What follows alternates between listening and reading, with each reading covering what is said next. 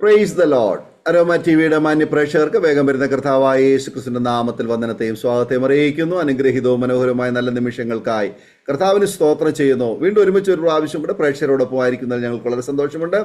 ഇന്ന് പ്രേക്ഷകരോടൊപ്പം അനുഗ്രഹിക്കപ്പെട്ട ജീവിതാനുഭവം, ദൈവം നടത്തിയ അത്ഭുതകരമായ വഴികളെക്കുറിച്ച് പങ്കുവയ്ക്കുന്നതിന് നമ്മൾ ക്ഷണം സ്വീകരിച്ച് നമ്മോടൊപ്പം ജോയിൻ ചെയ്തിരിക്കുന്നത് കർത്താവിൻ്റെ വിലപ്പെട്ട ദാസി സിസ്റ്റർ മോളി ഷാജനാണ്. തൻ്റെ ജീവിതത്തിലെ ദൈവീക ഇടപെടലുകൾ നമ്മോടൊപ്പം പങ്കുവയ്ക്കുമ്പോൾ അത് സ്കിപ്പ് ചെയ്ത് അവസാനം വരെ ശ്രദ്ധയോടെ കേൾക്കുവാൻ കർത്താവ് നമ്മെ എല്ലാവരെയും സഹായിക്കുമാറാകട്ടെ. നമ്മളെല്ലാവരും പ്രാർത്ഥനയോടെ ആയിരിക്കുമ്പോൾ കർത്താവിൻ്റെ ദാസി സിസ്റ്റർ മോളി ഷാജിനെ തികഞ്ഞ സ്നേഹത്തോടും ആദരവോടും കൂടി അരോമ ടി വിയുടെ പ്രേക്ഷകരോടൊപ്പം സമയം ചെലവഴിക്കുന്നതിന് ഞങ്ങൾ സ്വാഗതം ചെയ്തോളൂ. പ്രൈസ് ലോർഡ് സിസ്റ്ററെ. കർത്താവിന്റെ ദാസി അരോമ ടി വിയുടെ പ്രേക്ഷകരോടൊപ്പം പരിചയപ്പെടുത്തുന്നത് ഞങ്ങൾക്ക് വളരെ സന്തോഷമുണ്ട്. ഒന്ന് പരിചയപ്പെടുത്താമോ? എവിടെ നിന്നാണ് ജോയിൻ ചെയ്തിരിക്കുന്നത്? കുടുംബാംഗങ്ങൾ ഒരു വാക്കിൽ പരിചയപ്പെടുത്താമോ? Price loan. ഞാൻ കൊട്ടാരക്കരയ്ക്ക് അടുത്തുള്ള അമ്പലപ്പുറം എന്ന സ്ഥലത്തു നിന്നാണ് ജോയിൻ ചെയ്യുന്നത്. കർത്താവിന്റെ ദാസൻ, എന്റെ കുടുദാസൻ, കർത്താവിന്റെ ദാസൻ പാസ്റ്റർ ഷാജൻ, 2 പെൺമക്കളുണ്ട്. അവര് കുടുംബസ്ഥരാണ്. മൂത്ത മകള്, 2 പേരും നേഴ്സുമാരാണ്. മൂത്ത മകള് സൗദിയുടെ പ്രദേശത്ത് ദൈവത്തോടുള്ള ബന്ധത്തിൽ മിനിസ്ട്രിയിലായിരിക്കുന്നു. ഇളയ ആളും നാട്ടില് വർക്ക് ചെയ്തുകൊണ്ടിരിക്കുന്നു. ഓക്കെ, പരിചയപ്പെടുത്തിയത് വളരെ സന്തോഷമുണ്ട്. കർത്താവ് നിങ്ങളെ കുടുംബമായി അനുഗ്രഹിക്കുമാറായിട്ട്. കർത്താവിന് വേണ്ടി ഏറെ പ്രയോജനപ്പെടുവാനും ദൈവം നടത്തിയതായ അത്ഭുതകരമായ അനുഭവങ്ങളെക്കുറിച്ചും പ്രേക്ഷകരോടൊപ്പം പങ്കുവയ്ക്കാൻ കർത്താവ് സഹായിക്കട്ടെ. സിസ്റ്ററിന്റെ ബാല്യകാലം മുതൽ ഇങ്ങോട്ടുള്ളതായ നല്ല ഓർമ്മക്കുറിപ്പുകൾ ദൈവനാമ മഹത്വത്തിന് വേണ്ടി തുടർമാനമായി സംസാരിക്കാം.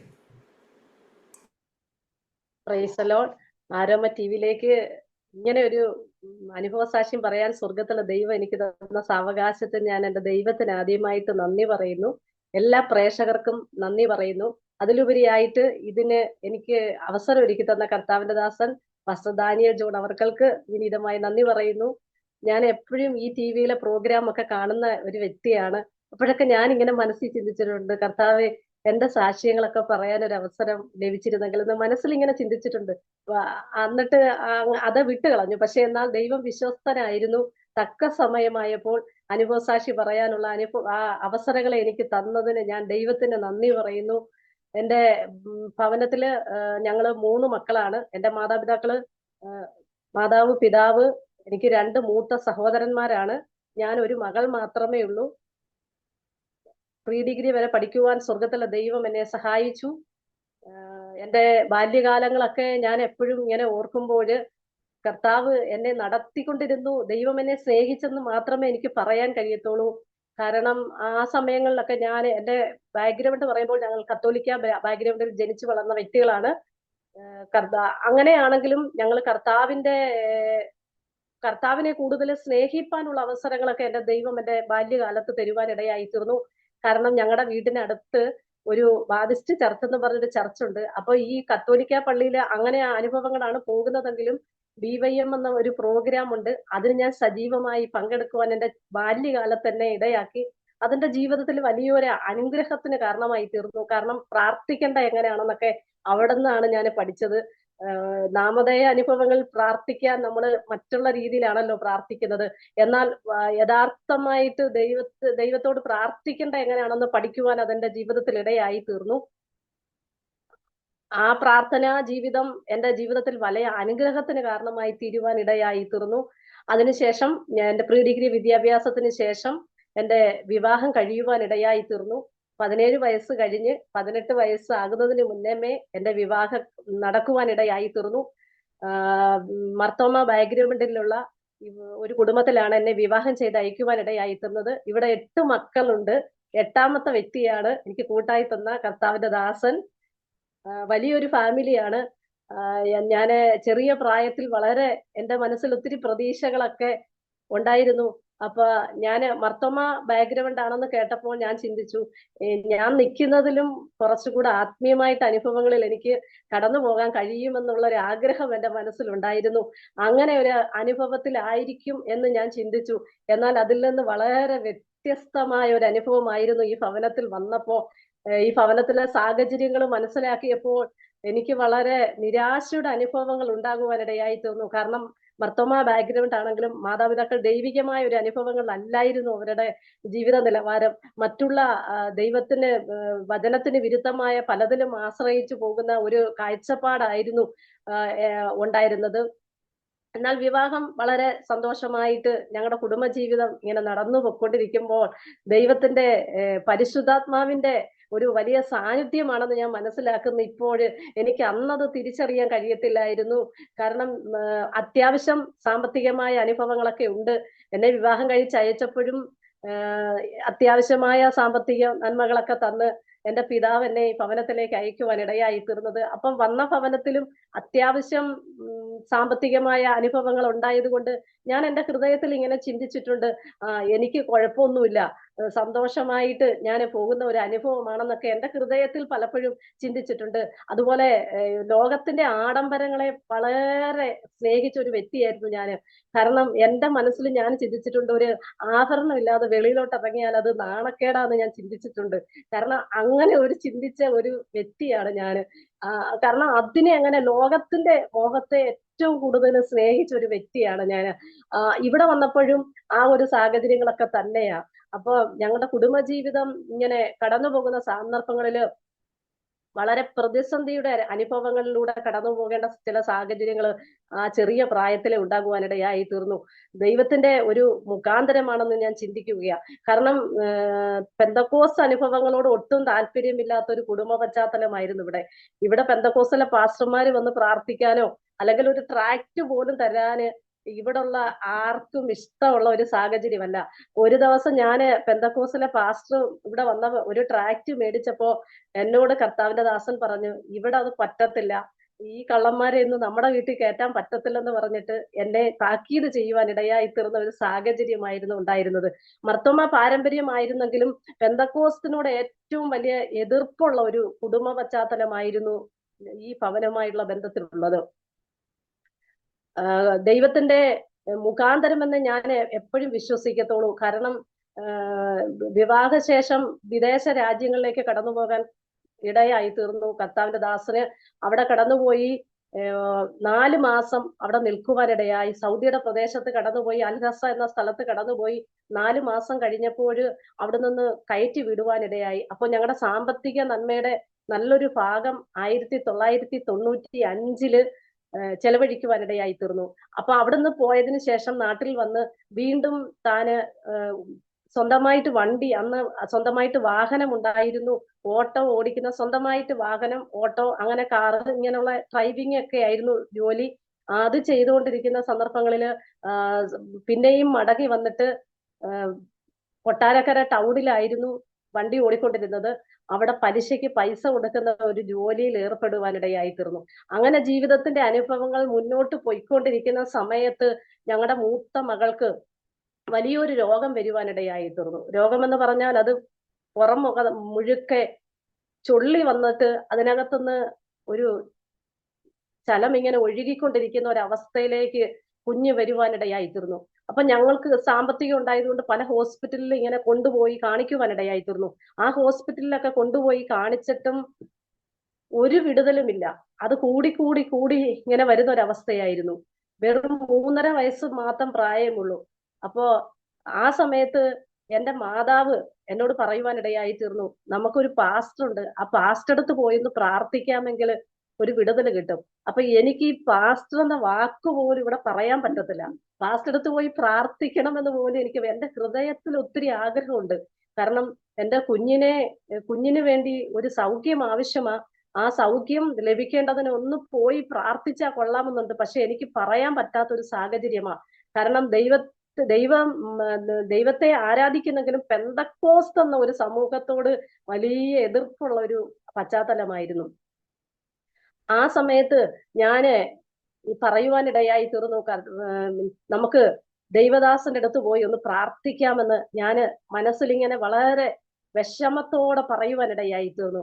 എന്തുവായാലും ആ വാക്കൊന്ന് കേൾക്കുവാനിടയായി തീർന്നു. എന്റെ ആ സങ്കടം കൊണ്ടായിരിക്കാം ആ വാക്ക് കേൾക്കുക. സാധാരണ കേൾക്കുവാൻ ഇടയാകത്തില്ല. കാരണം ഏറ്റവും നല്ല മദ്യപാനിയാണ്. മദ്യപാനം എന്ന് പറഞ്ഞാൽ ഭയങ്കര മദ്യപാനമാ.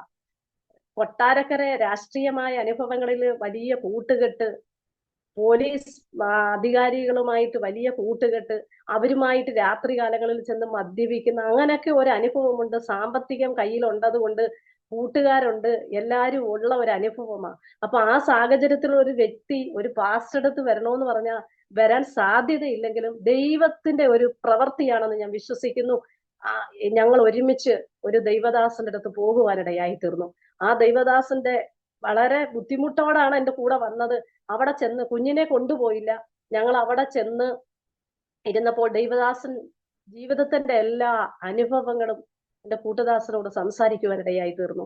കടന്നു പോകുന്ന ആ വഴികൾ എങ്ങനെയാണ്, കടന്നു പോകുന്ന സാഹചര്യം എങ്ങനെയാണ്, ഇതെല്ലാം പറയുവാനിടയായി തീർന്നു. കാരണം തനിക്ക് മാത്രം അറിയാവുന്ന രഹസ്യം ദൈവം സംസാരിച്ചപ്പോൾ ദൈവത്തിന്റെ സന്നിധിയിൽ ഒന്ന് ഭയപ്പെടുവാനിടയായി തീർന്നു. കാരണം അതുവരെ ആരെയും ഭയപ്പെടത്തില്ല, ആരെയും കൂസത്തില്ല, വടിവാളും കൊണ്ട് നടന്ന ഒരു വ്യക്തിയാ. വടിവാള് തന്റെ വണ്ടിയിൽ എപ്പോഴും അത് കാണും. അങ്ങനെ നടന്നൊരു വ്യക്തിയാ. കാരണം അനേക പ്രശ്നങ്ങളിലും വഴക്കുകളിലൊക്കെ ഇടപെട്ടിട്ടുണ്ട്. അങ്ങനെ നടന്നൊരു വ്യക്തി അന്ന് തന്റെ ജീവിതത്തിന്റെ അനുഭവം ദൈവത്തിന്റെ പരിശുദ്ധാത്മാവ് വ്യക്തമായി സംസാരിച്ചപ്പോൾ അന്ന് കൃപയാൽ ഞങ്ങൾക്ക് ഒരുമിച്ച് രക്ഷിക്കപ്പെടുവാൻ സ്വർഗത്തിലെ ദൈവം ഇടയായി തീർന്നു. 1999 മാർച്ച് മാസം 27 ഞങ്ങൾക്ക് ഒരുമിച്ച് രണ്ടുപേർക്കൂടെ കർത്താവായ യേശു ക്രിസ്തുവിനെ സ്വന്തം രക്ഷിതാവും കർത്താവുമായി സ്വീകരിപ്പാനിടയായി തീർന്നു. ദൈവദാസൻ അവിടെ വെച്ച് പ്രാർത്ഥിച്ചിട്ട് ഞങ്ങൾക്ക് വലിയ അത്ര ആഴത്തിലുള്ള വിശ്വാസമൊന്നും വന്നില്ല. ദൈവദാസൻ പ്രാർത്ഥിച്ചത്, കർത്താവെ, ഇവർ ഭവനത്തിൽ ചെല്ലുമ്പോൾ ആ കുഞ്ഞ് സൗഖ്യമായിട്ടിരിക്കുന്നത് കാണുവാൻ ഇടയാക്കണമെന്ന് പ്രാർത്ഥിച്ചു. പക്ഷെ പ്രാർത്ഥിക്കുന്നുണ്ടെങ്കിലും ഇത്ര ഒരു അത്ഭുതം നടക്കുമെന്നൊന്നും ഞങ്ങളുടെ ജീവിതത്തിൽ വിശ്വാസമില്ല. എന്നാൽ ഞങ്ങൾ ഭവനത്തിലേക്ക് വന്നപ്പോൾ ഞങ്ങൾ കണ്ടത്, അതുവരെ വിഷമത്തോടിരുന്ന ആ കുഞ്ഞ് 3 ദിവസമായിട്ട് ഒരു മുറിവ് എങ്ങനെ ശരീരത്ത് ഉണങ്ങുമോ അതുപോലെ ആ ശരീരത്തിനകത്ത് ഉണങ്ങിയ ഒരവസ്ഥ കാണുവാൻ ഇടയായി തീർന്നു. ഞങ്ങൾ രാവിലെ പോകുമ്പോഴും അതിനകത്തുനിന്ന് ഇങ്ങനെ വെള്ളം ഒലിച്ചിട്ട് ഉള്ളംകാല് വരെയും വളരെ പ്രയാസപ്പെട്ടുകൊണ്ടിരുന്ന ആ കുഞ്ഞ് സൗഖ്യത്തോടെ ഇരുന്ന് കളിക്കുന്നത് കാണുവാനിടയായി തീർന്നു. അത് ഞങ്ങളുടെ ജീവിതത്തിനകത്ത് വിശ്വാസം വർദ്ധിക്കുവാനിടയായി തീർന്നു. വീണ്ടും ഞങ്ങൾ എന്നിട്ടും മർത്തോമ പള്ളിയിലേക്ക് തന്നെയാണ് പോയത്. രക്ഷിക്കപ്പെട്ട് കഴിഞ്ഞിട്ടും പിന്നെയും ചില ആഴ്ചകൾ മർത്തോമ പള്ളിയിലേക്ക് തന്നെയാ പോയേ. ഒരു ദിവസം രാത്രിയില് ദൈവത്തിന്റെ പരിശുദ്ധാത്മാവ് കർത്താവിന്റെ ദാസനോട് ഡയറക്റ്റ് സംസാരിക്കുവാനിടയായി തീർന്നു. ദൈവത്തിന്റെ വചനത്തിലൂടെ ദൈവത്തിന്റെ ആത്മാവ് സംസാരിച്ചപ്പോൾ താൻ എഴുന്നേറ്റിരുന്ന് ബൈബിൾ എടുത്ത് വായിക്കുന്നത് കാണുവാനിടയായി തീർന്നു. ഞാൻ ആദ്യമായിട്ടാ ബൈബിൾ എടുത്ത് വായിക്കുന്നത് കാണുവാനിടയായി. കല്യാണത്തിന് കിട്ടിയ ഒരു ബൈബിളുണ്ട്, അത് തൊട്ടിട്ടില്ല. പക്ഷെ അന്ന് ബൈബിൾ എടുത്ത് വായിച്ചിട്ട് ആ വചനം എവിടാന്ന് അറിയത്തില്ല. അതിങ്ങനെ മറച്ചു നോക്കി ആ ബൈബിൾ എടുത്ത് വായിച്ച് ദൈവത്തിന്റെ വചനം വായിച്ചിട്ട് എന്നോട് പറഞ്ഞു, ദൈവം എന്നോട് സംസാരിക്കുവാനിടയായി തീർന്നു. ഞങ്ങളുടെ കുടുംബത്തിന്റെ പശ്ചാത്തലം നോക്കുമ്പോൾ മർത്തോമ ഫാമിലി ആണെങ്കിലും ഈ പാരമ്പര്യമായി സേവാശക്തികൾ, പുണ്യവാള സേവയൊക്കെ ഉള്ള ഒരു കുടുംബ പശ്ചാത്തലമാണ്. ആ ഒരു പശ്ചാത്തലത്തിലായതുകൊണ്ട് ഒത്തിരി സമ്മർദ്ദങ്ങള് നമ്മുടെ ജീവിതത്തിനകത്ത് ഉണ്ടായിരുന്നു. രക്ഷിക്കപ്പെട്ട് ഭവനത്തിൽ വന്ന് അതിനുശേഷം ഞങ്ങൾ തുടർമാനമായിട്ട് ഈ കർത്താവിന്റെ ദാസൻ പാസ്റ്റർ ജെയിംസ് ജോസഫ്, കർത്താവിന്റെ ദാസൻ അമേരിക്കയിലാണ്, വലിയൊരു പ്രവാചകനാണ്. കാരണം ഞാൻ എൻ്റെ ആത്മീയ ജീവിതത്തില് ഇതുപോലെ പ്രവചനം പറയുന്ന ഒരു ശുശ്രൂഷകനെ ഞാൻ കണ്ടിട്ടില്ല. ഇപ്പോഴും ഞാൻ ഓർക്കുന്ന അനുഭവമാണ്. കാരണം ഞങ്ങളുടെ ജീവിതത്തിന്റെ എല്ലാ ഹിസ്റ്ററികളും ആരംഭം മുതൽ അവസാനം വരെ ആ ദൈവദാസൻ പറയുവാനിടയായി തീർന്നു. അവര് ബാപ്റ്റിസ്റ്റ് ചർച്ച ആണെങ്കിലും ഞങ്ങൾക്ക് ഇതിനെ കുറിച്ച് എന്തുവാന്നൊന്നും അറിയത്തില്ല. പെന്തക്കോസ്ത് എന്തുവാ, ബാപ്റ്റിസ്റ്റ് എന്തുവാ, ഇതൊന്നും നമുക്ക് ഇതിന്റെ ഡിഫറൻസ് ഒന്നും നമുക്ക് വലിയ രീതിയിൽ തിരിച്ചറിയത്തില്ല. പക്ഷെ കർത്താവിന്റെ ദാസൻ അഭിഷേകമുള്ള ഒരു ദൈവദാസനും വലിയ പ്രവാചകനുമായിരുന്നു. ഞങ്ങൾ അങ്ങനെ വെലങ്ങറയുടെ പ്രദേശത്ത് കടന്നുപോയി ദൈവത്തെ ആരാധിക്കുവാനിടയായി തീർന്നു. ദൈവത്തെ ആരാധിച്ചതിന് ശേഷം ജൂലൈ മാസം 17 ഞങ്ങൾ സ്നാനപ്പെടാൻ തീരുമാനിച്ചു. അത് ഞങ്ങളുടെ ഭവനത്തിനകത്ത് പറയാനിടയായി തീർന്നു, ഞങ്ങൾ സ്നാനപ്പെടാൻ പോവുകയാണെന്ന്. അപ്പൊ മർത്തോമ വലിയൊരു ഫാമിലിയാണ്. മർത്തോമ നീലേശ്വര ഇമ്മാനുവേൽ ചർച്ചില് വലിയ ഒരു കുടുംബം തന്നെ ഉണ്ട്. അപ്പൊ ഇത് എന്റെ വീട്ടിൽ ഇത് പാടില്ലെന്നുള്ളൊരു അനുഭവത്തിലായിരുന്നു. പക്ഷെ ഞങ്ങള് അതൊന്നും കണക്കാക്കിയില്ല. കാരണം കർത്താവിന്റെ ദാസന് എത്രത്തോളം ദൈവത്തിന്റെ സാന്നിധ്യത്തിന് വിരുദ്ധമായി ജീവിച്ചോ, മദ്യപാനിയായി ജീവിച്ചോ, അടിയും വഴക്കും തല്ലുമായി ജീവിച്ചോ, ആ അനുഭവത്തിൽ നിന്ന് ദൈവത്തെ കണ്ടപ്പോൾ വലിയ സ്ട്രോങ് ആയിട്ട് നിന്ന് ഞാൻ ഈ കർത്താവിന് വേണ്ടി നിൽക്കുമെന്ന് പറയുന്ന ഒരു സാഹചര്യം ദൈവദാസനിൽ ഉണ്ടായിരുന്നു. അതുകൊണ്ട് അത് വളരെ എൻ്റെ ജീവിതത്തിന് ആശ്വാസകരമായി തീരുവാനിടയായി തീർന്നു. കർത്താവിന്റെ അങ്ങനെ ജൂലൈ മാസം 17-ാം തീയതി ഞങ്ങൾ സ്നാനപ്പെടുവാൻ തീരുമാനിച്ചു. ദൈവദാസനെ വലിയൊരു അത്ഭുതമായിരുന്നു ആ സ്നാനം. വലിയ അത്ഭുതമായിരുന്നു എന്ന് പറയാൻ, അന്ന് സ്നാനപ്പെടുമ്പോൾ അന്നത്തെ കാലത്ത് ഇന്ന് സ്നാനക്കുളമൊക്കെ ഉണ്ട്, അന്നത്തെ കാലത്ത് സ്നാനക്കുളമൊക്കെ ഇല്ല.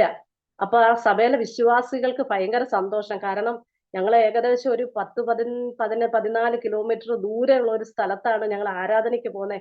അപ്പൊ ഞങ്ങളൊരു ഫാമിലിയൊക്കെ ചെന്നപ്പം ആ സഭയ്ക്ക് വലിയ സന്തോഷം, ദൈവദാസന് വലിയ സന്തോഷം. അതിലുപരിയായിട്ട് ആ ദൈവദാസൻ ഞങ്ങളുടെ സാഹചര്യമൊക്കെ മനസ്സിലാക്കിയപ്പോ ആ ദൈവദാസന് ഏറ്റവും സന്തോഷം, ഭയങ്കര മദ്യപാനം എന്ന് പറഞ്ഞാൽ ഓണ സമയങ്ങളും ക്രിസ്മസ് ഒക്കെ വരുമ്പോ കന്നാസിനകത്ത് മദ്യം മേടിച്ചുകൊണ്ട് പോയിട്ട് ഇങ്ങനെ പല സ്ഥലങ്ങളിൽ പോയിട്ട് മദ്യപിക്കുന്ന ഒരു മദ്യപാനം.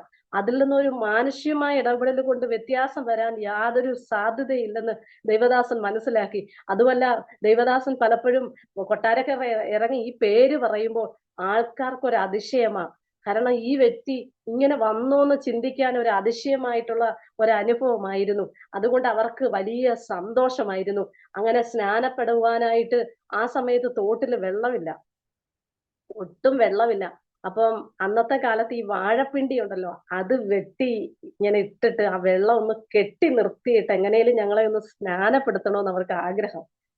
അന്ന് രാത്രി ദൈവദാസനെ ശക്തമായ മഴ അന്ന് രാത്രി പെയ്യുവാനിടയായി തീർന്നു. തലേന്ന് രാത്രിയിൽ ശക്തമായിട്ട് മഴ അങ്ങ് പെയ്യുവാനിടയായി തീർന്നു. മഴ പെയ്തിട്ട് ആ തോട് കര കവിഞ്ഞൊഴുകി ഏകദേശം ഞങ്ങളുടെ ഇവിടോളം വെള്ളമായി. ആ വെള്ളത്തിലാണ് ഞങ്ങൾ സ്നാനപ്പെട്ടത്. പണ്ടുള്ളവർ കളിയാക്കി പറയാറുണ്ട് കലക്കവെള്ളത്തിൽ സ്നാനപ്പെട്ടെന്നൊക്കെ.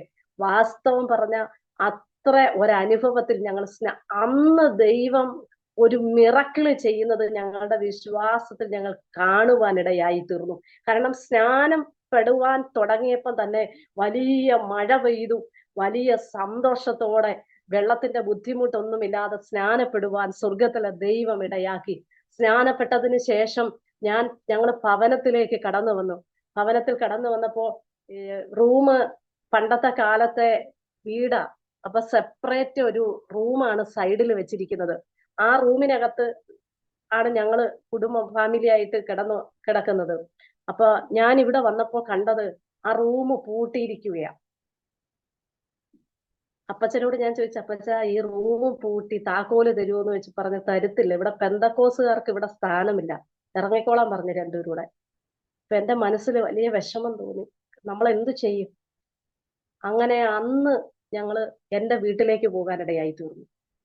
എന്റെ വീട്ടിൽ ചെന്ന് 10 ദിവസം കഷ്ടിച്ച് നിന്നപ്പോഴത്തേന് ദേവദാസന് ഭയങ്കര ബുദ്ധിമുട്ടായി. പറഞ്ഞ് നമുക്ക് നമ്മുടെ വീട്ടിൽ തിരിച്ചു പോകാം. അപ്പൊ വീണ്ടും ഞങ്ങൾ തിരിച്ചു വന്നു. ഞാൻ പറഞ്ഞ അപ്പച്ച ഞങ്ങൾക്ക് താക്കോല് തരുമെന്ന് ചോദിച്ചപ്പോ അപ്പച്ചൻ താക്കോലെടുത്ത് എന്റെ നേരെ എറിഞ്ഞു തന്നു. ഇവിടെ ഒരു പെന്തക്കോസുകാരും പറ്റത്തില്ലെന്ന് പറഞ്ഞു. അങ്ങനെ ഈ വീട്ടിനകത്ത് ഞങ്ങള് വളരെ വിഷമത്തോടെ ഞങ്ങളുടെ കുഞ്ഞുങ്ങളുമായിട്ട് ഈ വീട്ടിലോട്ട് വന്ന് കയറി. ഇപ്പൊ വലിയ പ്രതികൂലം. 8 മക്കളാണെന്ന് പറഞ്ഞല്ലോ, 7 പേരും വിരോധമായി. ഞങ്ങളൊന്നും ചെയ്തിട്ടല്ല, സ്നാനപ്പെട്ടത് കൊണ്ട്, രക്ഷിക്കപ്പെട്ടത് കൊണ്ട്, ദൈവത്തെ ആരാധിച്ചതുകൊണ്ട് അവർ പ്രതികൂലമായി. ഞാൻ പലപ്പോഴും ചോദിക്കാറുണ്ടായിരുന്നു, വലിയ മദ്യപാനിയായി. കാരണം ഞാൻ ഇവിടെ വന്നപ്പോൾ എന്റെ വീട്ടിലെ ഒരു സാഹചര്യത്തിൽ വെച്ച് നോക്കുമ്പോൾ ഞങ്ങള് മാതാപിതാക്കളുമായിട്ടൊക്കെ നല്ല ഇതായിട്ട് പോകുന്ന ഒരു സാഹചര്യമാണ്. അപ്പൊ ഞാൻ ഇവിടെ വന്നപ്പോ അപ്പച്ചൻ ഇന്ന് വരെ ഈ മകന്റെ മുന്നിലൊന്ന് നേരെ നിന്ന് സംസാരിക്കുന്ന ഞാൻ കണ്ടിട്ടില്ല. അപ്പൊ ഞാൻ ചിന്തിക്കും ഇത് എന്താ കാര്യമെന്ന് എനിക്കറിയത്തില്ല. അപ്പം ഇത്ര ഒരു സ്വഭാവമുള്ള വ്യക്തിയുടെ മുന്നിൽ നിൽക്കാത്ത പിതാവ് അന്ന് മുതല് ഈ മാനസാന്തരപ്പെട്ട് ദൈവകൽപ്പന അനുസരിച്ച് അന്ന് അറിഞ്ഞപ്പോ മുതല് ഞങ്ങളെ പീഡിപ്പിക്കാൻ തുടങ്ങി. 7 മണിയാകുമ്പോ ഞങ്ങൾ പാട്ടുപാടി പ്രാർത്ഥിക്കുമ്പം സെപ്പറേറ്റ് ഉള്ള റൂമായതുകൊണ്ട് അവിടെ നിന്ന് ഇങ്ങനെ വയറ് വലിച്ചാണ് ഇവിടെ ബൾബ് ഇട്ടിരിക്കുന്നത്. അതങ്ങ് ഓഫാക്കും. 7 മണിക്ക് TV വെക്കും. അങ്ങനെ പ്രാർത്ഥിക്കാൻ പറ്റാത്ത ഒരു അനുഭവമായിരുന്നു ഞങ്ങളുടെ ജീവിതത്തില്. ഈ വിശ്വാസത്തിൽ വരുമ്പോ ഞങ്ങളുടെ ജീവിതത്തിനകത്ത് ഞാൻ പറഞ്ഞല്ലോ ദൈവദാസൻ പലിശയ്ക്ക് പൈസ കൊടുത്തോണ്ടിരുന്നതാ. അപ്പൊ മാനസാന്തരപ്പെട്ട് എന്നറിഞ്ഞപ്പോ പിന്നെ ചെന്ന് ചോദിക്കുന്നവരാരും പൈസ തരുന്നില്ല ഞങ്ങൾക്ക്. അങ്ങനെ ഞങ്ങളുടെ സാമ്പത്തിക മൊത്തവും പുറത്തുള്ളവരുടെ കയ്യിലായി. അവരുടെ അടുത്ത് നേരത്തെ എന്ന് പറഞ്ഞാൽ പൈസ വെക്കാൻ പറഞ്ഞാൽ അവിടെ വെക്കും, അവർക്ക് പേടിയായിരുന്നു. പക്ഷേ ഈ ടൗണിലെല്ലാം പിന്നീട് അറിഞ്ഞു, മാനസാന്തരപ്പെട്ടു. കാരണം കൂട്ടുകാരൊക്കെ ചെന്ന് മദ്യപിക്കാമെന്ന് പറഞ്ഞ് വൈകിട്ടൊക്കെ വിളിച്ച് മറ്റുള്ളവർ വിളിച്ചപ്പം ഞാൻ വരുന്നില്ല, ഞാന് യേശുവിന്റെ മകനായി തീർന്ന് അവരോട് സുവിശേഷം പറയുക. അത് അവർക്ക് കേട്ടപ്പോൾ അവരാദ്യം വിചാരിച്ചു, പലരും സ്നേഹിതർ എന്നോട് ചോദിച്ചു, മാനസികമായി വല്ല തകരാറ് വല്ലതും സംഭവിച്ചതാണോ എന്ന് എന്നോട് ചോദിച്ചു. എന്നോട് പ്രിയ സഹോദരി, ഞങ്ങൾ ചോദിക്കുക, മാനസികമായിട്ട് എന്തെങ്കിലും പ്രശ്നമായതാണോ? കാരണം ഒരിക്കലും അവർക്ക് വിശ്വസിക്കാൻ പറ്റുന്നില്ല. അങ്ങനെ അടിയും വഴക്കും, മറ്റുള്ളവരുടെ വണ്ടി സീസ് ചെയ്യാൻ വരെ പോകുന്ന ഒരു കൾച്ചർ, അങ്ങനെ ഒരു സ്വഭാവത്തിന്റെ ഒരു അനുഭവമായിരുന്നു. അതുകൊണ്ട് അവർക്ക് അതങ്ങോട്ട് ഉൾക്കൊള്ളാൻ പറ്റാത്ത ഒരു സാഹചര്യമായിരുന്നു. അപ്പൊ ഈ എല്ലാവർക്കും ചെന്ന് ആ ടൗണില് രക്ഷിക്കപ്പെട്ട് സ്നാനപ്പെട്ട് കഴിഞ്ഞപ്പം ഓരോ കൂട്ടുകാരടുത്തും ചെന്ന് യേശു വിടിവിക്കുന്ന ദൈവമാണെന്ന് പറഞ്ഞ് ഓരോ ട്രാക്റ്റ് ഒക്കെ കൊടുക്കാൻ തുടങ്ങി. പിന്നെ എപ്പോഴും പോക്കറ്റിൽ ഒരു കെട്ട് ട്രാക്റ്റ് മേടിച്ചു വെക്കും, അതെല്ലാവർക്കും കൊണ്ടു കൊടുക്കും. അങ്ങനെ ഒരു അനുഭവമായിരുന്നു. എന്നാൽ ഭവനത്തിന്റെ അനുഭവം വളരെ പ്രതികൂലമായിരുന്നു.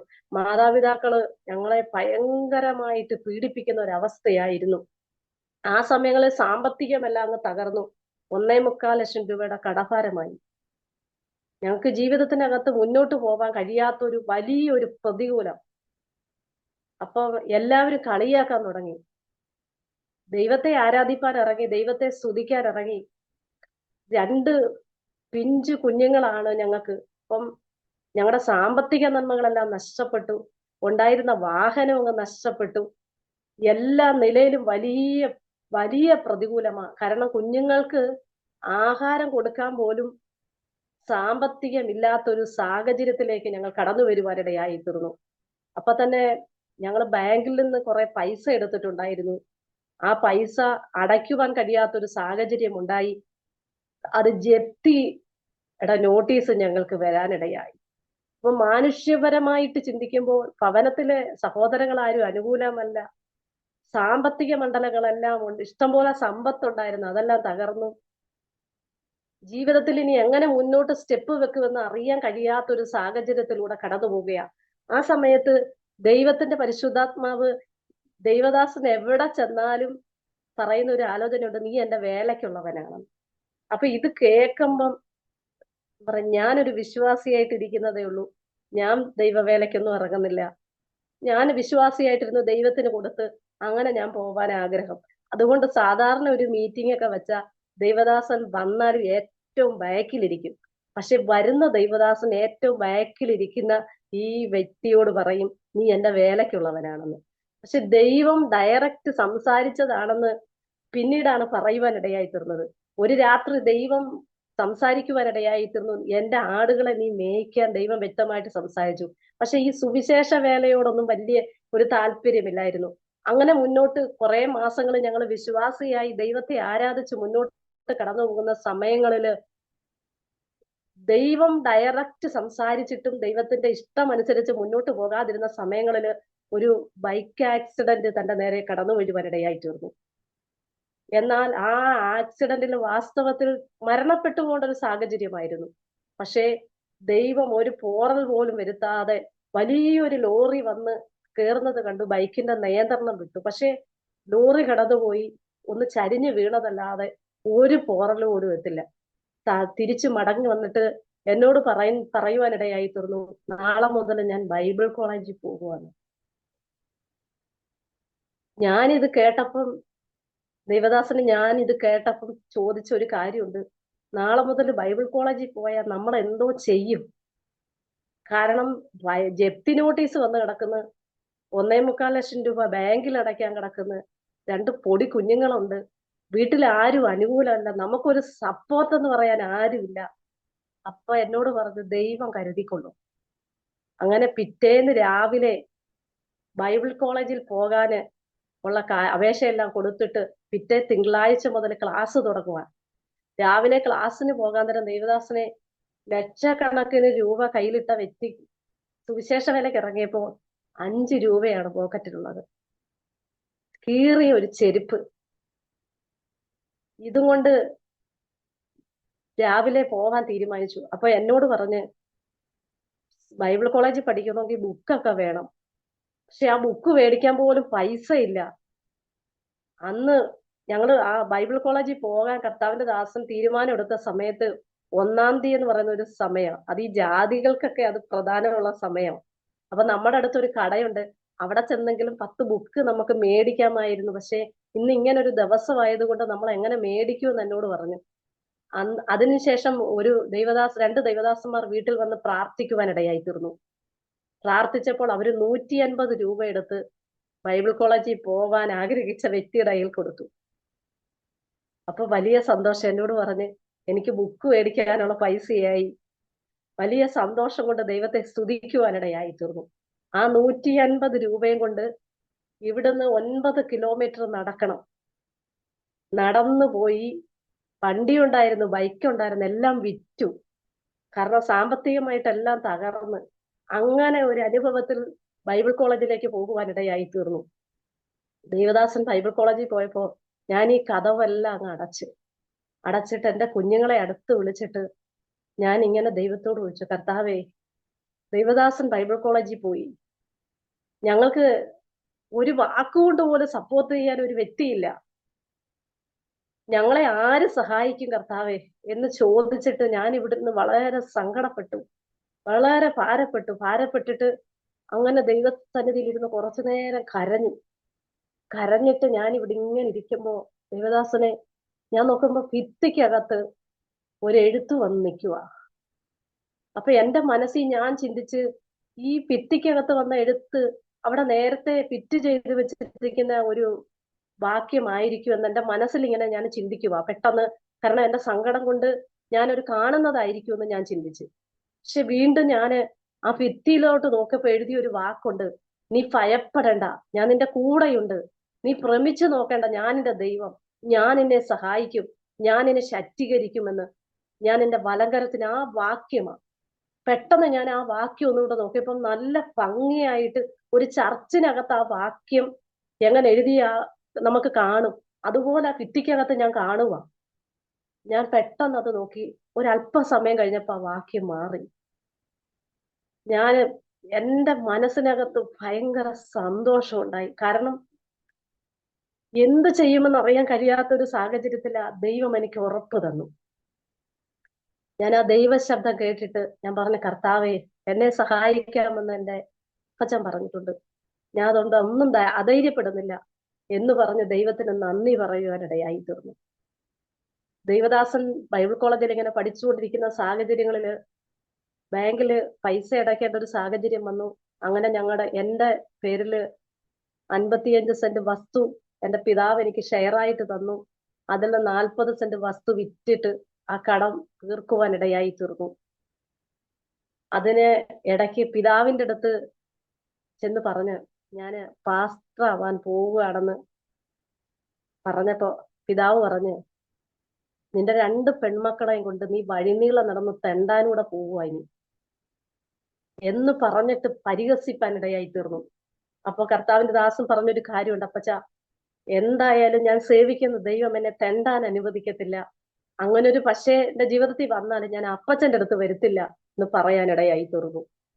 അപ്പച്ചൻ പറഞ്ഞത്, നിനക്ക് 1 സെന്റ് വസ്തു പോലും ഷെയറായിട്ട് എന്റേതെന്നും പറഞ്ഞ് ഞാൻ തരത്തില്ല. നിന്റെ പെന്തക്കോസുകാര് ആരാന്ന് വെച്ചാൽ അവര് തരട്ടെ എന്ന് പറഞ്ഞ് ഓരോ ദിവസവും ഇങ്ങനെ പരിഹാസങ്ങളും നിന്ദകളൊക്കെ ഉണ്ട്. പക്ഷെ അതിന്റെ നടുവിലാണ് കർത്താവിന്റെ വേലയ്ക്ക് വേണ്ടി ഇറങ്ങി പുറപ്പെടുവാനിടയായി തീർന്നത്. ആ കാലയളവിലെ ദൈവദാസനെ ഞങ്ങളോട് ആരും പറഞ്ഞില്ല സുവിശേഷം ഒന്നും പറയണമെന്ന്. ഞങ്ങൾ രണ്ടുപേരും കിട്ടുന്ന സമയങ്ങൾ കുഞ്ഞുങ്ങളെ സ്കൂളിൽ വിട്ടിട്ട് ഞങ്ങൾ രണ്ടുപേരും കൂടെ ഒരു ചെറിയ ബൈക്ക് തുച്ഛമായ വിലയ്ക്ക് ഒരു സെക്കൻഡ് ഹാൻഡ് വണ്ടി മേടിക്കാൻ ഇടയായി തീർന്നിട്ട് ആ വണ്ടിക്കകത്ത് കിട്ടുന്ന സമയങ്ങളെല്ലാം പോയിട്ട് യേശു ജീവിക്കുന്ന ദൈവം എന്ന് മാത്രം പറയാനേ അറിയത്തുള്ളൂ. ബൈബിളിലെ വചനം ഒന്നും നമുക്ക് നല്ലോണം അറിയത്തില്ല.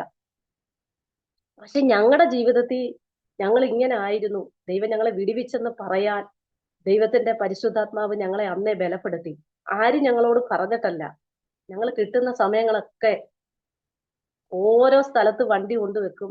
ആ ദേശത്തെല്ലാം കടന്നു നിന്ന് സുവിശേഷം പറയുവാനിടയായി തീരും.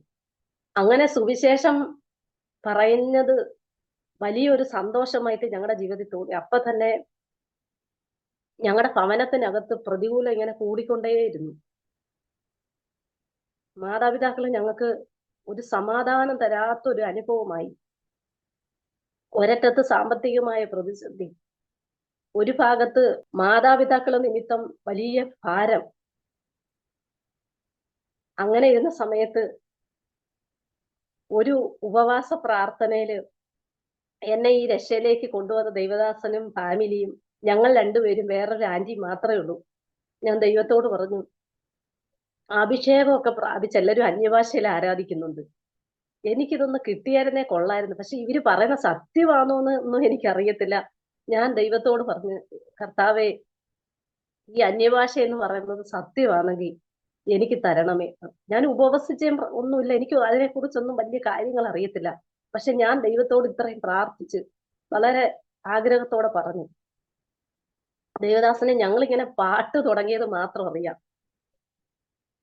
പിന്നെ എന്താ നടന്നതെന്ന് ഉള്ളത് എനിക്ക് അറിയത്തില്ല. കാരണം ഞാൻ ഏതൊക്കെയോ ഭാഷകൾ സംസാരിക്കുക, മറ്റുള്ളവരുടെ കാര്യങ്ങൾ അവരോട് അങ്ങോട്ട് പറയുക. അങ്ങനെ ഒരു പരിശുദ്ധാത്മാവിന്റെ സാന്നിധ്യം എന്റെ മേൽ ദൈവം അയക്കാനിടയായി തീർന്നു.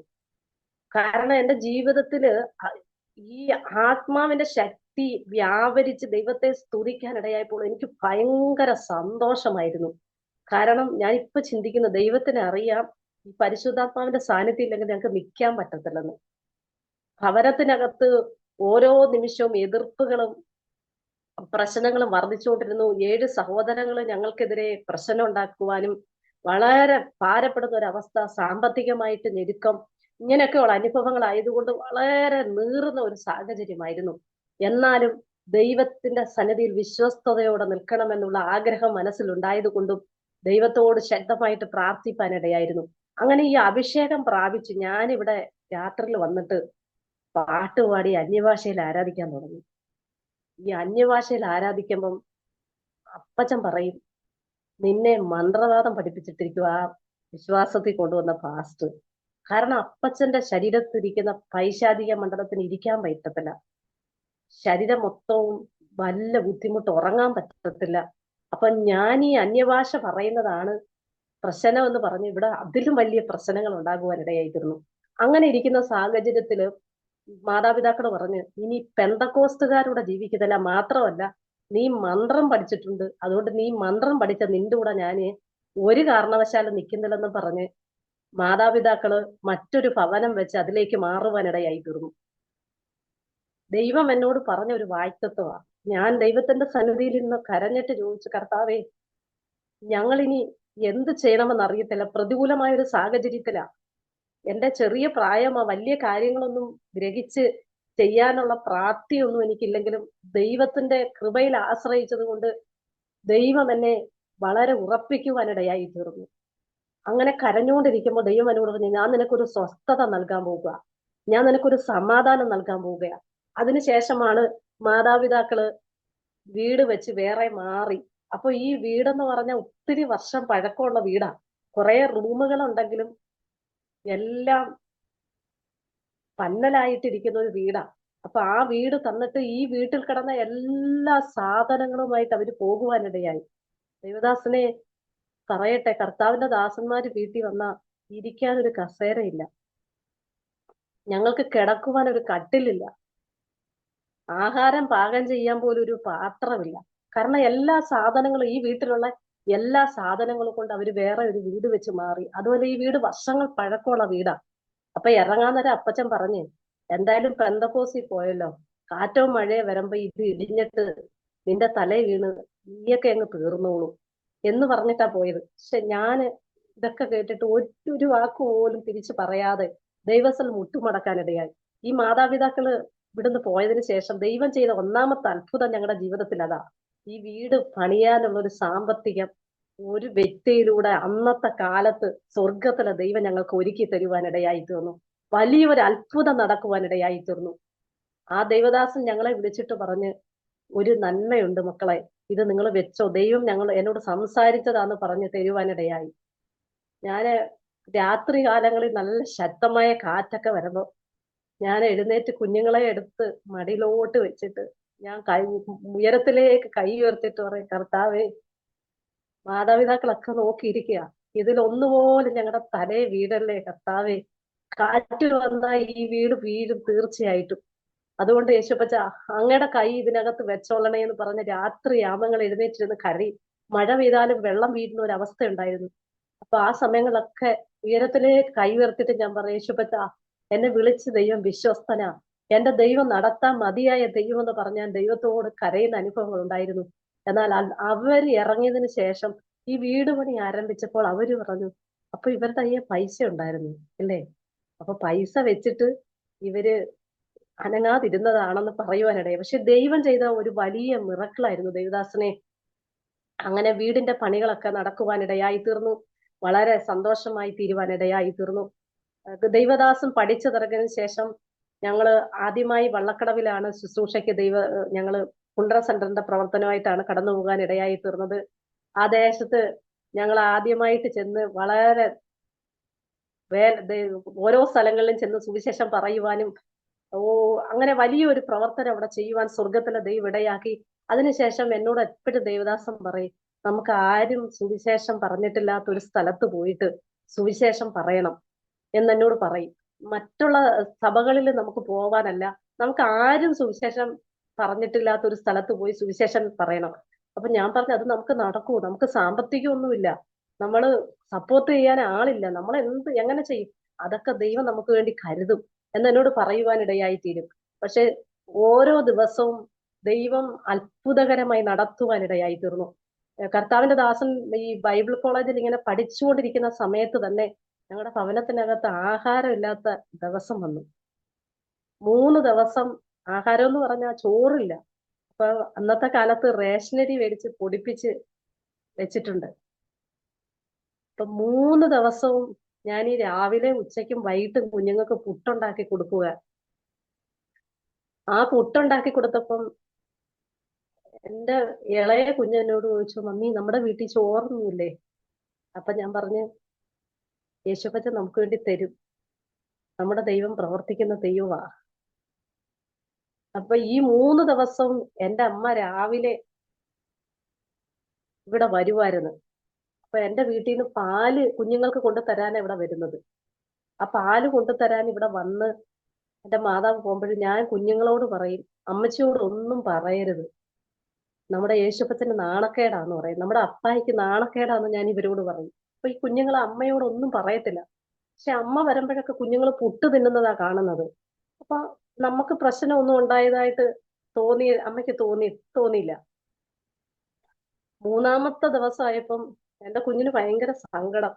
എന്റെ കുഞ്ഞ് ചോദിച്ചു, മമ്മി ഇന്നെങ്കിലും ഞങ്ങൾക്ക് ചോറ് തരുമോ? അപ്പൊ ഞാൻ പറഞ്ഞ്, ഏലിയാവിന്റെ കഥ ഞാൻ എന്റെ കുഞ്ഞുങ്ങൾക്ക് പറഞ്ഞു കൊടുക്കാനിടയായി തീർന്നു. രണ്ടുപേരെ അടുത്ത് വിളിച്ചിരുത്തിയിട്ട് ഞാൻ പറഞ്ഞു, ഏലിയാവിന് വേണ്ടി കാക്കയുടെ കരങ്ങളില് അപ്പം ഇറച്ചിയും കൊടുത്തു വിട്ടെന്ന് പറയാനിടയായി തീർന്നു. അപ്പൊ കൊച്ചുമോള് പറഞ്ഞു, ഒരു കാര്യം ചെയ്യും മമ്മി, ജനലങ്ങ് തുറന്നിട്ടേരെ, കാക്ക വരുവാണെ കേറണ്ടേ. കൊച്ചിന് അത്രത്തോളം വിശ്വാസമായി. കാരണം മമ്മി ഈ കഥ പറഞ്ഞപ്പോ കൊച്ചു പറഞ്ഞ്, മമ്മി നമുക്ക് ഇതൊന്നും അടയ്ക്കണ്ട, കാക്ക വരുവാണെ നമുക്ക് ചോറ് കൊണ്ട് തരുമല്ലോ, അപ്പൊ അത് നമുക്ക് മേടിക്കണ്ടേ, അതങ്ങ് തുറന്നിട്ടേക്കാൻ പറഞ്ഞു. പക്ഷെ ഇത് എന്റെ മനസ്സിൽ ഞാൻ ഈ കഥ പറഞ്ഞു കൊടുത്ത് കുഞ്ഞിനെ അത്രത്തോളം ടച്ച് ചെയ്തു. ആ കുഞ്ഞത് പറഞ്ഞപ്പോ ഞാൻ പറഞ്ഞു, കർത്താവേ, എന്റെ കുഞ്ഞ് പറഞ്ഞത് അവക്കൊരു അത്ഭുതം കാണാൻ ഇടയാക്കണേന്ന്. ദൈവദാസനെ അന്ന് 12:30 ആയപ്പോ എന്റെ അമ്മ നല്ല ഭംഗിയായിട്ട് ഫുഡൊക്കെ വെച്ചിട്ട് ഇരിക്കുവാ.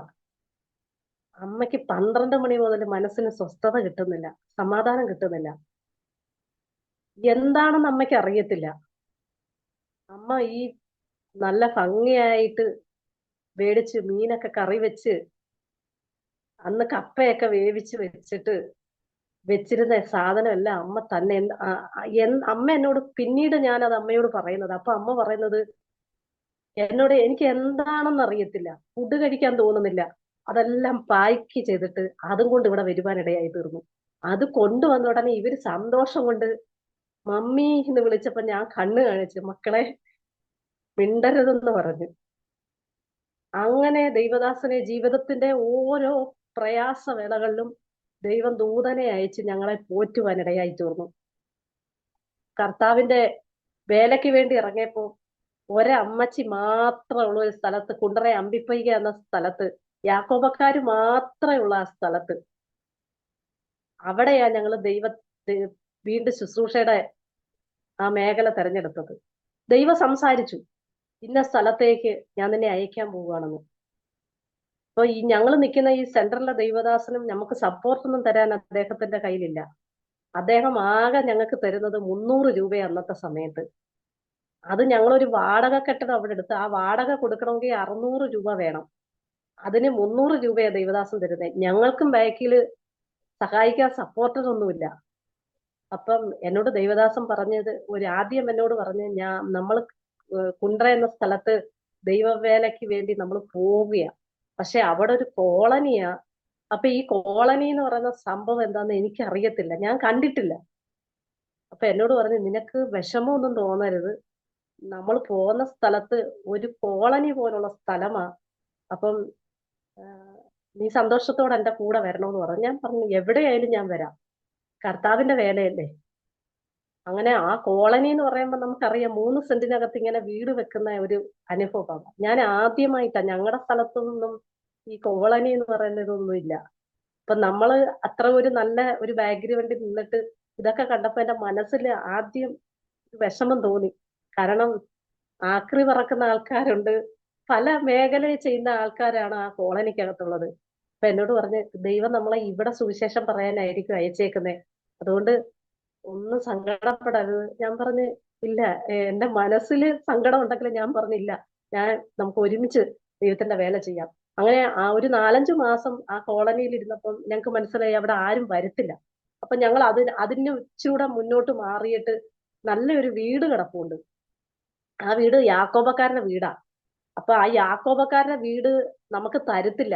ഞങ്ങൾ അവിടെ ചെന്ന് ചാർജ് എടുത്തപ്പോഴേ അവിടുത്തെ അച്ഛൻ ഈ വീടിന്റെ ഉടമസ്ഥന്റെ ഒരു ചേട്ടന്റെ വീട്ടില് അച്ഛൻ കമ്മിറ്റി കൂടിയിട്ട് പറഞ്ഞ്, ഒരു പെന്തക്കോസിലെ പാസ്റ്റും ഭാര്യയും കൂടെ ഇറങ്ങിയിട്ടുണ്ട്, നിങ്ങൾ ആരും ഒറ്റ വീട്ടിലും കയറ്റരുതെന്ന്. ഞങ്ങൾക്ക് ഇത് അറിയത്തില്ല, ഇങ്ങനെയുള്ള ഒരു കമ്മിറ്റി കൂടിയെന്ന് ഞങ്ങൾക്ക് അറിയത്തില്ല. ഞങ്ങൾ ആദ്യം ഓരോ വീട്ടിലും കയറിയപ്പം അവരൊരു പുച്ഛത്തോടാ നമ്മളോട് ഇടപെടുന്നത്.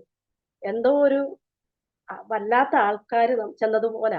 അപ്പൊ എനിക്ക് ആദ്യം ഭയങ്കര വിഷമം തോന്നി, കർത്താവെ, ഒരു മനുഷ്യൻ പോലും നമ്മളെ സ്വീകരിക്കുന്ന, ഒന്ന് പറയുന്ന കേൾക്കാൻ പോലും നിൽക്കുന്നില്ലല്ലോ എന്നുള്ള വിഷമം തോന്നി. എന്നാലും വിശ്വാസത്തോടെ ഞങ്ങൾ ഈ പിന്നെ കൂടിയ ആ വ്യക്തിയുടെ അനിയന്റെ ഒരു വീട് അവിടെ ഒഴിഞ്ഞു കിടപ്പുണ്ട്. അദ്ദേഹം റെയിൽവേ ജോലിക്കാരനാ.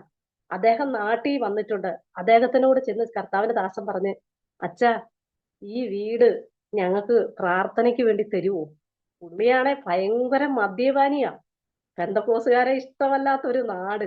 അപ്പൊ തരുവോന്നൊന്നും ഞങ്ങൾക്ക് തരാൻ യാതൊരു സാധ്യതയില്ല. പക്ഷെ ദൈവദാസൻ ചെന്ന് വിശ്വാസത്തോടെ പറഞ്ഞ്, അച്ഛാ, ഈ വീട് തന്ന ദൈവം നിങ്ങളെ അനുഗ്രഹിക്കും, ഞാൻ നിങ്ങൾക്ക് വേണ്ടി പ്രാർത്ഥിക്കാം. അപ്പം എത്ര രൂപ വാടക തരുമെന്ന് അദ്ദേഹം ചോദിച്ചു. 650 രൂപ തരാന്ന് പറഞ്ഞു. ദൈവദാസനെ 650 രൂപയ്ക്ക് എഗ്രിമെന്റ് എഴുതി ഈ വീട് തന്നു.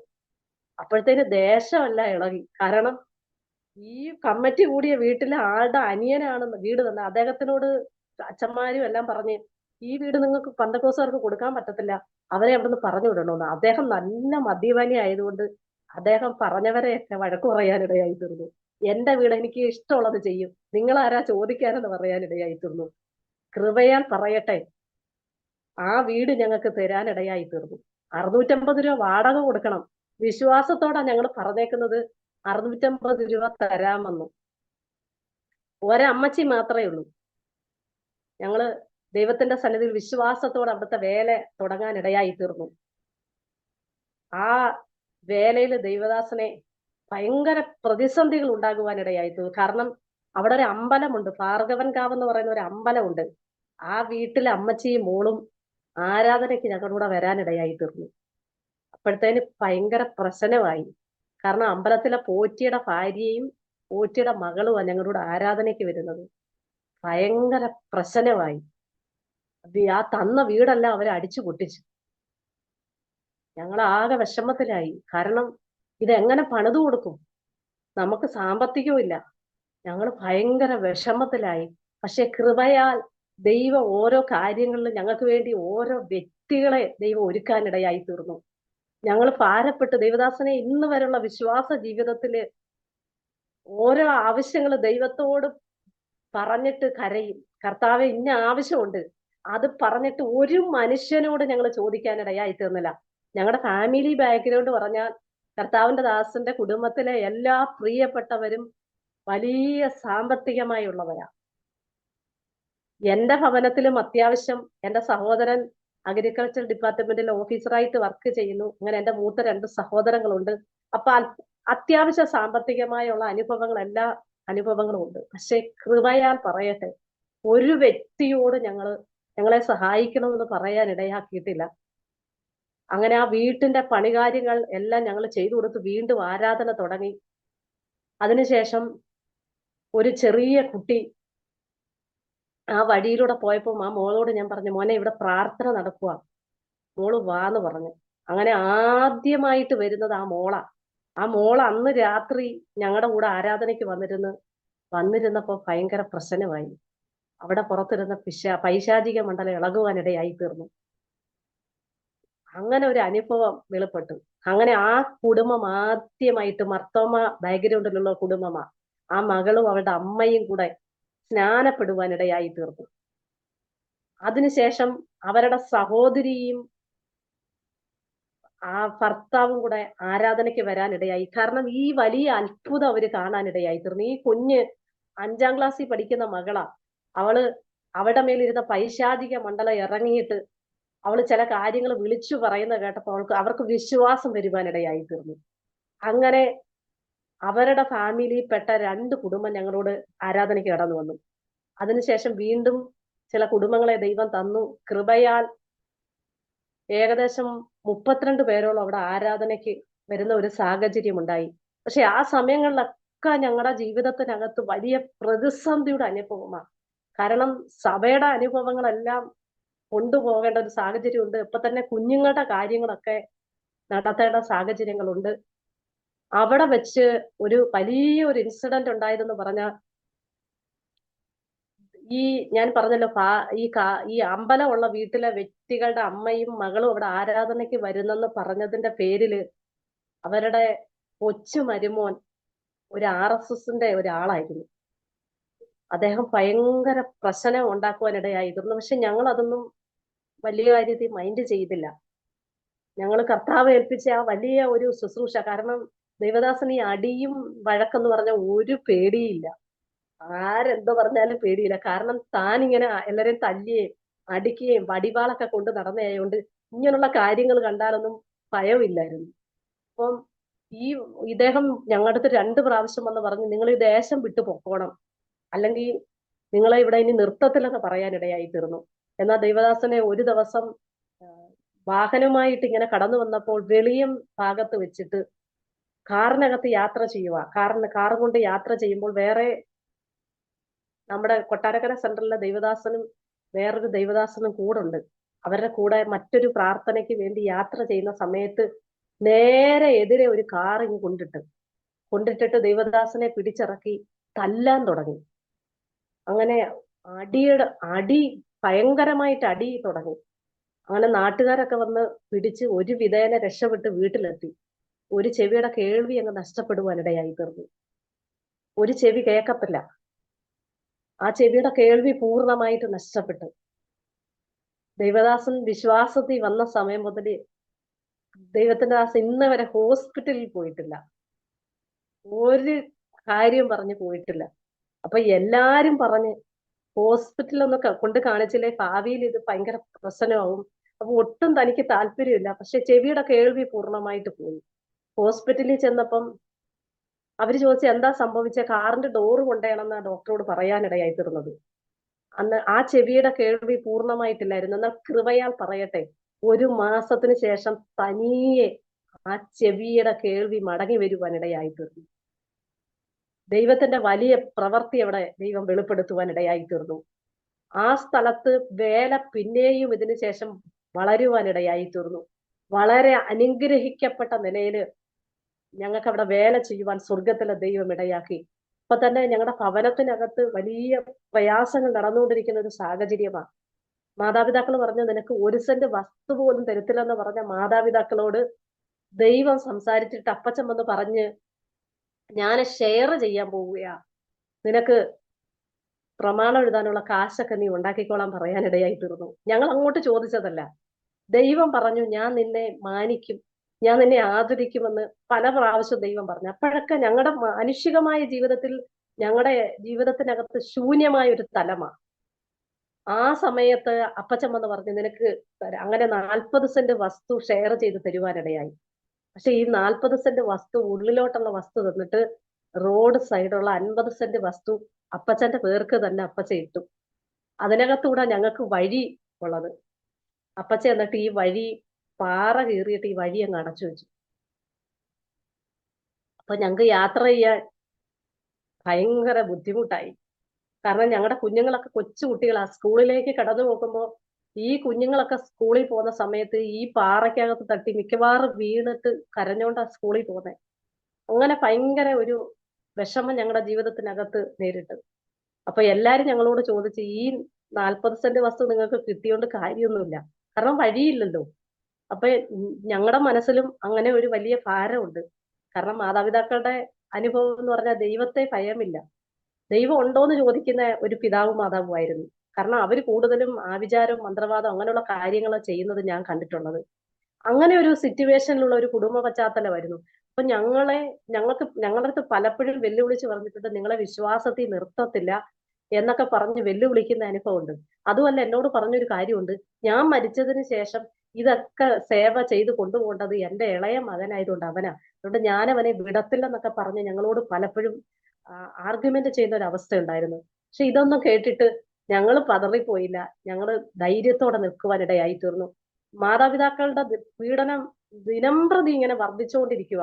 വഴി നടക്കാൻ പറ്റത്തില്ല, ഭയങ്കര പ്രശ്നങ്ങളാ. എന്നാൽ കൃപയാൽ പറയട്ടെ വസ്ത്രേ, എത്രമാത്രം ഞങ്ങളെ പീഡിപ്പിച്ചോ, എത്രമാത്രം ഞങ്ങളെ ഉപദ്രവിച്ചോ, ആ പിതാവ് അവസാന നിമിഷങ്ങളിൽ ഹല്ലേലൂയ പറഞ്ഞ്, സ്തോത്രം പറഞ്ഞ് ഞങ്ങളോട് ക്ഷമ പറയത്തക്ക നിലയിൽ ദൈവം അവസരങ്ങളെ ഒരുക്കുവാനിടയായി തീർന്നു. ജീവിതത്തിന്റെ പലപ്പോഴും ഞാന് ഇങ്ങനെ ചിന്തിച്ചിട്ടുണ്ട്, കർത്താവെ നമുക്ക്, എന്നോട് പറയും, നമുക്ക് ഇവിടം വിട്ടിട്ട് വേറെ എവിടോട്ടെങ്കിലും ഒന്ന് പോകാം, കാരണം നമുക്കൊന്നുമില്ലെങ്കിൽ സമാധാനമായിട്ട് ജീവിക്കാലോ, സ്വസ്ഥമായിട്ട് ജീവിക്കാലോ.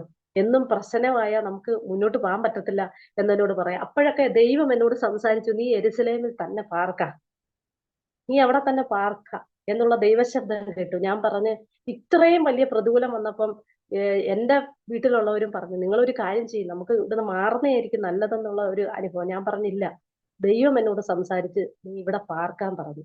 ആ ദൈവശബ്ദം കേട്ട് പാർത്തത് കൊണ്ട് ദൈവം ഞങ്ങളെ ആദരിക്കുവാൻ ഇടയായി തീർന്നു. വലിയ പ്രതികൂലമുണ്ട്, ഓരോ ദിവസം വലിയ പ്രതികൂലമാണ്. ആ ശുശ്രൂഷ മണ്ഡലത്തിൽ ഇരിക്കുമ്പോൾ തന്നെ ഞങ്ങളുടെ കുഞ്ഞുങ്ങള് ഏകദേശം 10ാം ക്ലാസ്സോളം എത്തി.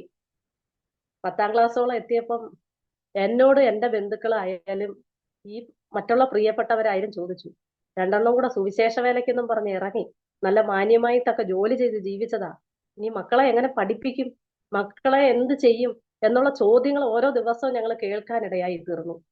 ആ സമയങ്ങളിലൊക്കെ എന്റെ മനസ്സിലും ഞാനും ചിന്തിച്ച്, ശരിയാ, 300 രൂപ മാത്രം കിട്ടുന്ന ഒരു സ്ഥലത്തുനിന്ന് നമ്മളെ എങ്ങനെ നമ്മുടെ പിള്ളേരെ പഠിപ്പിക്കും, എങ്ങനെ അവരുടെ ഭാവി കാര്യങ്ങൾ നമ്മൾ ക്രമീകരിക്കും എന്നുള്ളൊരു ചിന്ത എന്റെ ഉള്ളിലും വന്നു. പക്ഷെ പെട്ടെന്ന് ദൈവം എന്നോട് ഈ ചിന്തനൊക്കെ വരുമ്പോ എന്നോട് വരുന്ന, എന്റെ മനസ്സിൽ വരുന്ന ഒരു കാര്യമുണ്ട്, ആ ബോർഡ് എന്നെ കാണി, എന്റെ ബോർഡ് എന്റെ മനസ്സിൽ ഇങ്ങനെ വരും. അപ്പൊ ഞാൻ പറയാനിടയായി തീരും, ദൈവം കരുതും, ദൈവം പ്രവർത്തിക്കും. അപ്പൊ എന്റെ മൂത്ത ബ്രദർ എന്നോട് ചോദിച്ച്, നീ ഈ പെന്തക്കോസിലൊക്കെ പോയാൽ ദൈവം നിനക്ക് നൂലെ കെട്ടിത്തരുമോ? എന്നോട് എന്റെ ബ്രദർ ചോദിക്കുക. കാരണം എന്റെ ബ്രദറിന് ഭയങ്കര ദേഷ്യമായിരുന്നു, എന്റെ മൂത്ത ബ്രദറിന് ഭയങ്കര ദേഷ്യമായിരുന്നു ഈ പെന്തക്കോസി പോയെന്ന് പറയുമ്പോൾ. കാരണം എന്റെ മൂത്ത ബ്രദർ അതിന് ശക്തമായിട്ട് വിരോധമായിട്ട് പ്രവർത്തിക്കുന്ന ഒരു അനുഭവമായിരുന്നു. അപ്പൊ ഞാൻ എന്റെ ബ്രദറിനോട് പറഞ്ഞു, ചിലപ്പം എന്റെ ദൈവത്തിന് നൂല കെട്ടാൻ ഇഷ്ടപ്പെടുന്നെങ്കിൽ ദൈവം നൂലി കെട്ടിയാലും എനിക്ക് തരും, എനിക്ക് അത്ര വിശ്വാസം ഉണ്ടെന്ന് ഞാൻ പറയാനിടയായി തീർന്നു.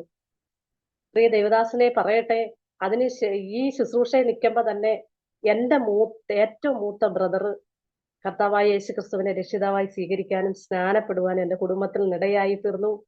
എന്റെ മാതാപിതാക്കളും എന്റെ ഈ സഹോദരനും എല്ലാം IPC നീലേശ്വര സഭയുടെ വിശ്വാസികളാ. കാരണം എന്റെ ഭർത്താവിന്റെ മാനസാന്തരം കണ്ടപ്പോ ഒരുപാട് പേര് ആ ദേശത്തുനിന്ന് ആ സമയങ്ങളിലൊക്കെ സ്നാനപ്പെടാൻ ഇടയായി. ഞങ്ങളുടെ കുടുംബത്തിൽ നിന്നും ഒരു മൂത്ത സഹോദരിയും അടിയനും കൂടെ ഞങ്ങളുടെ ഒപ്പം വന്നിട്ട് സ്നാനപ്പെടുവാൻ സ്വർഗത്തിലെ ദൈവം ഇടയാക്കി തീർത്തു. ദൈവത്തിന്റെ വലിയൊരു പ്രവൃത്തി അങ്ങനെ വരുവാൻ ഇടയായി തീർന്നു. ഇങ്ങനെയൊക്കെയുള്ള വിഷയങ്ങൾ ഈ ഭവനത്തിൽ നടക്കുന്തോറും ഞങ്ങളുടെ പ്രതികൂലം പ്രശ്നം വർദ്ധിച്ചുകൊണ്ടിരിക്കുക. കാരണം സമാധാനം നഷ്ടപ്പെടുന്ന ഒരു അനുഭവത്തിലേക്ക് ഞങ്ങളുടെ ഭവനത്തിന്റെ അവസ്ഥ വന്നുകൊണ്ടിരിക്കുക. അപ്പൊ സാമ്പത്തികമായ ഭാരം, കുഞ്ഞുങ്ങളെ വളർത്താനുള്ള ഭാരം, ശുശ്രൂഷയുടെ ഭാരം, ഇതൊക്കെ ഇങ്ങനെ വർദ്ധിച്ചുകൊണ്ടിരിക്കുന്ന സമയങ്ങളാണ്. പക്ഷെ ദൈവം അതാത് സമയത്ത് അത്ഭുതകരമായിട്ട് ഞങ്ങളെ നടത്തുവാനിടയായി തീർന്നു. എന്റെ കുഞ്ഞുങ്ങള് ഈ ആണ്ടവധി മീറ്റിംഗ് ഒക്കെ വരുന്ന സമയങ്ങൾ എന്റെ മക്കള് പറയും, മമ്മി എല്ലാവരും പുതിയ ഡ്രസ്സൊക്കെ ഇട്ടുകൊണ്ട് വരുമ്പോ ഞങ്ങൾക്കൊരു പുതിയ ഡ്രസ്സ് മേടിച്ചു തരുമോ എന്ന് ചോദിക്കുക. അപ്പൊ ഞാൻ ഇവരോട് പറയുന്ന ഒരു കാര്യമുണ്ട്, മക്കളെ, ഞങ്ങളുടെ അടുത്ത് നിങ്ങൾ ഒന്നും ചോദിക്കണ്ട, നിങ്ങൾക്ക് എല്ലാം തരാൻ നിങ്ങളുടെ പപ്പായ്ക്ക് കഴിയും. നിങ്ങളുടെ പപ്പ യേശുപ്പച്ചനാ. അതുകൊണ്ട് നിങ്ങൾ ഒരു കാര്യം ചെയ്യും, നിങ്ങൾ യേശുപ്പച്ചനോട് പറഞ്ഞാൽ നിങ്ങൾക്ക് എല്ലാം കിട്ടിയിരിക്കും എന്ന് പറയും. അപ്പൊ ഇവരെ അങ്ങനെ ഒരു വിശ്വാസ ജീവിതമാണ് ഞാൻ പഠിപ്പിച്ചുകൊണ്ടിരുന്നത്. അപ്പൊ ഇവരെന്തോ ചെയ്യും, ഒരു ദിവസം ഉച്ച വരെ, കൊച്ചു കുഞ്ഞുങ്ങളാണെങ്കിലും ഒരു ദിവസം ഉച്ച വരെ ഉപവാസം തീരുമാനിച്ച് ചേട്ടത്തി എനിക്കും കൂടി ഇരുന്നിട്ട് ഒരു ബുക്കിനകത്ത് ഒരു 50 വിഷയം എഴുതി വെക്കും. അപ്പൊ എനിക്കിത് കാണുമ്പോൾ ചിരി വരും. കാരണം നമ്മളൊക്കെ ഉപവാസം ഇരിക്കുമ്പോൾ 1-2 വിഷയം വെച്ച് ഉപവാസം ഇരിക്കും. കുഞ്ഞുങ്ങൾ ഒരു 50 വിഷയം എഴുതി വെച്ചിട്ടുണ്ട്. ആ 50 വിഷയം വെച്ചിട്ട് ഇവര് ഉച്ചവരെ, കുഞ്ഞുങ്ങളാ, ഞങ്ങൾ ഉപവസിക്കേണ്ടെന്ന് പറഞ്ഞില്ല, ഞങ്ങൾ ഉപവസിക്കുമെന്ന് പറഞ്ഞ് ഇവര് ഉപവാസം ഇരിക്കാനിടയായിത്തീരും. ഉപവസിച്ച് പ്രാർത്ഥിക്കുമ്പം അന്ന് വൈകിട്ട് ദൈവദാസനെ ആരേലും നമ്മളോട് ഫോൺ ചെയ്തിട്ട് പറയും, നിങ്ങൾ വരണം ഇന്ന സ്ഥലത്ത്. എന്തിനാ വരുന്നേന്ന് അറിയത്തില്ല. അപ്പൊ ഈ ദൈവദാസൻ ഈ വിശ്വാസത്തിൽ വന്ന സമയങ്ങളില് ഒരു പ്രൈവറ്റ് വാഹനം ഓടിക്കുമായിരുന്നു. CPM വിശ്വാസികളാ. ആ ഭവനത്തിന്റെ വാഹനം ഓടിക്കുവാനിടയായി തീർന്നപ്പോ ആ മാമയൊക്കെ വളരെ നമുക്കൊരു ആത്മീയ ലെവലിൽ വലിയ സപ്പോർട്ട് ചെയ്യുന്ന ഒരു കുടുംബമായിരുന്നു. ആ ദിവസങ്ങളിൽ ഈ കുഞ്ഞുങ്ങൾ ഉപവാസത്തോടിരുന്നിട്ട് പ്രാർത്ഥന കഴിഞ്ഞ് ഒരു ഉച്ച സമയമായി, ഇവര് ഫുഡ് കഴിക്കുന്ന സമയമായപ്പോ ഒരു കോള് വരുന്നത്. കോള് വിളിച്ചിട്ട് പറഞ്ഞ്, ഷാജ, ഞങ്ങൾക്ക് കൊല്ലത്ത് വരെ പോകണം, അത്യാവശ്യമായിട്ട് വരണമെന്ന് പറഞ്ഞു. അങ്ങനെ അവരുടെ കൂടെ പോകുവാനിടയായി തീർന്നു. പോയിട്ട് വൈകിട്ട് വന്നപ്പോ ഒരു കിറ്റ് നിറച്ച് സാധനമായിട്ടാ വന്നേ. അപ്പൊ എന്നോട് പറഞ്ഞൊരു കാര്യമുണ്ട്, ദേണ്ടേ നിങ്ങൾ എന്താ ചോദിച്ചത് അതെല്ലാം ദൈവം തന്നിരിക്കുവാന്ന് പറഞ്ഞിട്ട് ഇവരെന്തോ കരഞ്ഞോ അത് തന്നെ ദൈവം അത്ഭുതകരമായി തരുവാനിടയായി തീർന്നു. കാരണം അത്ഭുതങ്ങളുടെ ഒരു പരമ്പരയിൽ ആ സ്വർഗത്തിലെ ദൈവം ഞങ്ങളെ നടത്തുന്നത്. വസ്ത്രമായാലും ആഹാരമായാലും ജീവിതത്തിൽ എന്ത് സാഹചര്യമായാലും അതത് സമയത്ത് ദൈവം ഓരോ വ്യക്തികളെ ഒരുക്കും. അവരോട് ദൈവം സംസാരിക്കും. ഞങ്ങൾ എന്ത് വിഷയമാണോ പ്രാർത്ഥിക്കുന്നത് അത് തരും.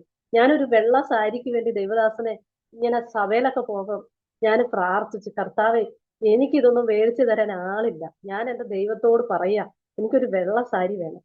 അപ്പൊ ഒരു പഴയ വെള്ള സാരി ഉണ്ട്. അന്നൊക്കെ ഡ്രസ്സിന് പോലും ഭയങ്കര ബുദ്ധിമുട്ടുള്ള സാഹചര്യമാണ്. എല്ലാ നിലയിലും നമ്മൾ വളരെ സാമ്പത്തികമായിട്ട് ഞെരങ്ങുന്നത്. ഇപ്പൊ ദൈവദാസനോട് ഞാൻ പറയത്തില്ല, കാരണം എനിക്ക് സാഹചര്യം അറിയാം. അതുകൊണ്ട് ഞാൻ അന്നേരം ദൈവത്തോട് പറഞ്ഞ, യേശുപ്പച്ച അങ്ങനോട് പറഞ്ഞിട്ടില്ല എന്നെ സഹായിക്കാമെന്ന്. അങ്ങനെങ്കിൽ ഞാൻ യേശുപ്പച്ചനോട് പ്രാർത്ഥിക്കുക, എനിക്ക് ഇന്ന് സഭാ ശുശ്രൂഷയില് രാവിലെ വെള്ളിയാഴ്ച ഉപവാസ പ്രാർത്ഥനയ്ക്ക് പോയതാ. ഉപവാസ പ്രാർത്ഥനയ്ക്ക് പോയിട്ട് തിരിച്ച് വീട്ടിലെത്തുമ്പോ എനിക്കൊരു വെള്ള സാരി തരണം, സഹായിക്കാമെന്ന് യേശുപ്പച്ചൻ പറഞ്ഞില്ലേ. അങ്ങനെയെങ്കിൽ എനിക്കൊരു അത്ഭുതം കാണാൻ ഇടയാകണം. ദൈവദാസനെ ഒരു 3 മണിയായപ്പോ ഞങ്ങൾ അവിടെ നിന്ന് സഭാ ശുശ്രൂഷ തന്നെ ഇവിടെ എത്തി. വീണ്ടും ഒരു ഫോൺ കോൾ വരുന്നു, ഒരു 5 മിനിറ്റത്തേക്ക് ഇവിടെ വരാമോ? അപ്പം വരാമെന്ന് പറഞ്ഞ് ചെന്നപ്പോ നല്ല ഒരു വെള്ള സാരി അവിടെ ഒരുക്കി ദൈവം എനിക്ക് തരും. എന്റെ ജീവിതത്തിന്റെ അനുഭവങ്ങൾ എന്റെ വിശ്വാസം വർദ്ധിക്കാനിടയായി തീർന്നു. ആ വിശ്വാസത്തിന്റെ ആ വർധനവിൽ ഓരോ നിമിഷവും കർത്താവിന് വേണ്ടി ശക്തമായിട്ട് പ്രയോജനപ്പെടുവാനും അപ്പൊ തന്നെ മറ്റുള്ളവരുടെ വിഷയങ്ങളെ ദൈവം എനിക്ക് വെളിപ്പെടുത്താനിടയായി തീർന്നു. ഒരു വ്യക്തിയോട് ഇരുന്ന് ഞാൻ ചുമ്മാ അവരെ ഇങ്ങനെ കാണുമ്പോ തന്നെ ദൈവം എന്നോട് സംസാരിക്കും, ഈ വ്യക്തിക്ക് ഇങ്ങനെ വിഷയമുണ്ട്, നീ പറ. അപ്പൊ എനിക്കത് പറയാ, അയ്യോ ഞാനെങ്ങനെ പറയും, എനിക്കിതൊന്നും പറയാനൊന്നും പറ്റത്തില്ല എന്ന് ഞാൻ എന്റെ മനസ്സിൽ ചിന്തിക്കും. പക്ഷെ എന്നോട് പറയും, ദൈവാത്മാവ് എന്നോട് നീ അവരോടൊന്ന് പറ. അപ്പൊ ഞാൻ ആ വ്യക്തിയെ ഒന്നും പ്രാർത്ഥിച്ചിട്ടൊന്നുമില്ല, ആ വ്യക്തി വീട്ടിലേക്ക് വരുമ്പോ തന്നെ എന്നോട് പറയും, ഈ വ്യക്തിക്ക് ഇന്ന വിഷയമുണ്ട്, ഇന്ന പ്രശ്നമുണ്ട്, നീ അത് പറ. അപ്പൊ ഞാൻ ഈ വ്യക്തികളോട് ഇങ്ങനെ പറയാൻ തുടങ്ങി.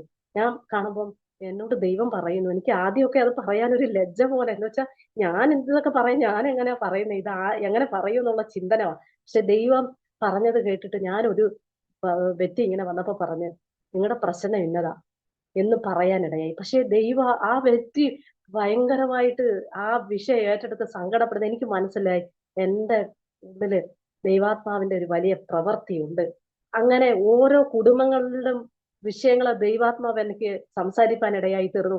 മാത്രമല്ല, ഞങ്ങൾ ഇവിടെ ആരാധിക്കുന്ന മാതൃസഭയില് പിറ്റേന്ന് സൺഡേയില് ഒരു ദൈവദാസൻ വരണമെങ്കിൽ ആ ദൈവദാസൻ വരും, ഇന്ന പേരാണെന്ന് വരെ ദൈവം എന്നോട് പറഞ്ഞു.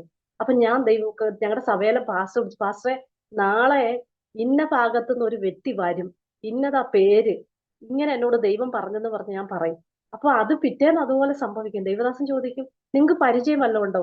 ഞാൻ പറയും, ഇല്ല, എനിക്ക് പരിചയമില്ല, എന്നോട് ഇന്നലെ രാത്രി ദൈവം പറഞ്ഞ് ഇന്ന സ്ഥലത്ത് നിന്ന് ഇന്ന ദൈവം. അങ്ങനെ ദൈവ ശുശ്രൂഷയിലും ദൈവം എന്നെ ഉപയോഗിക്കാനിടയായി തീർന്നു.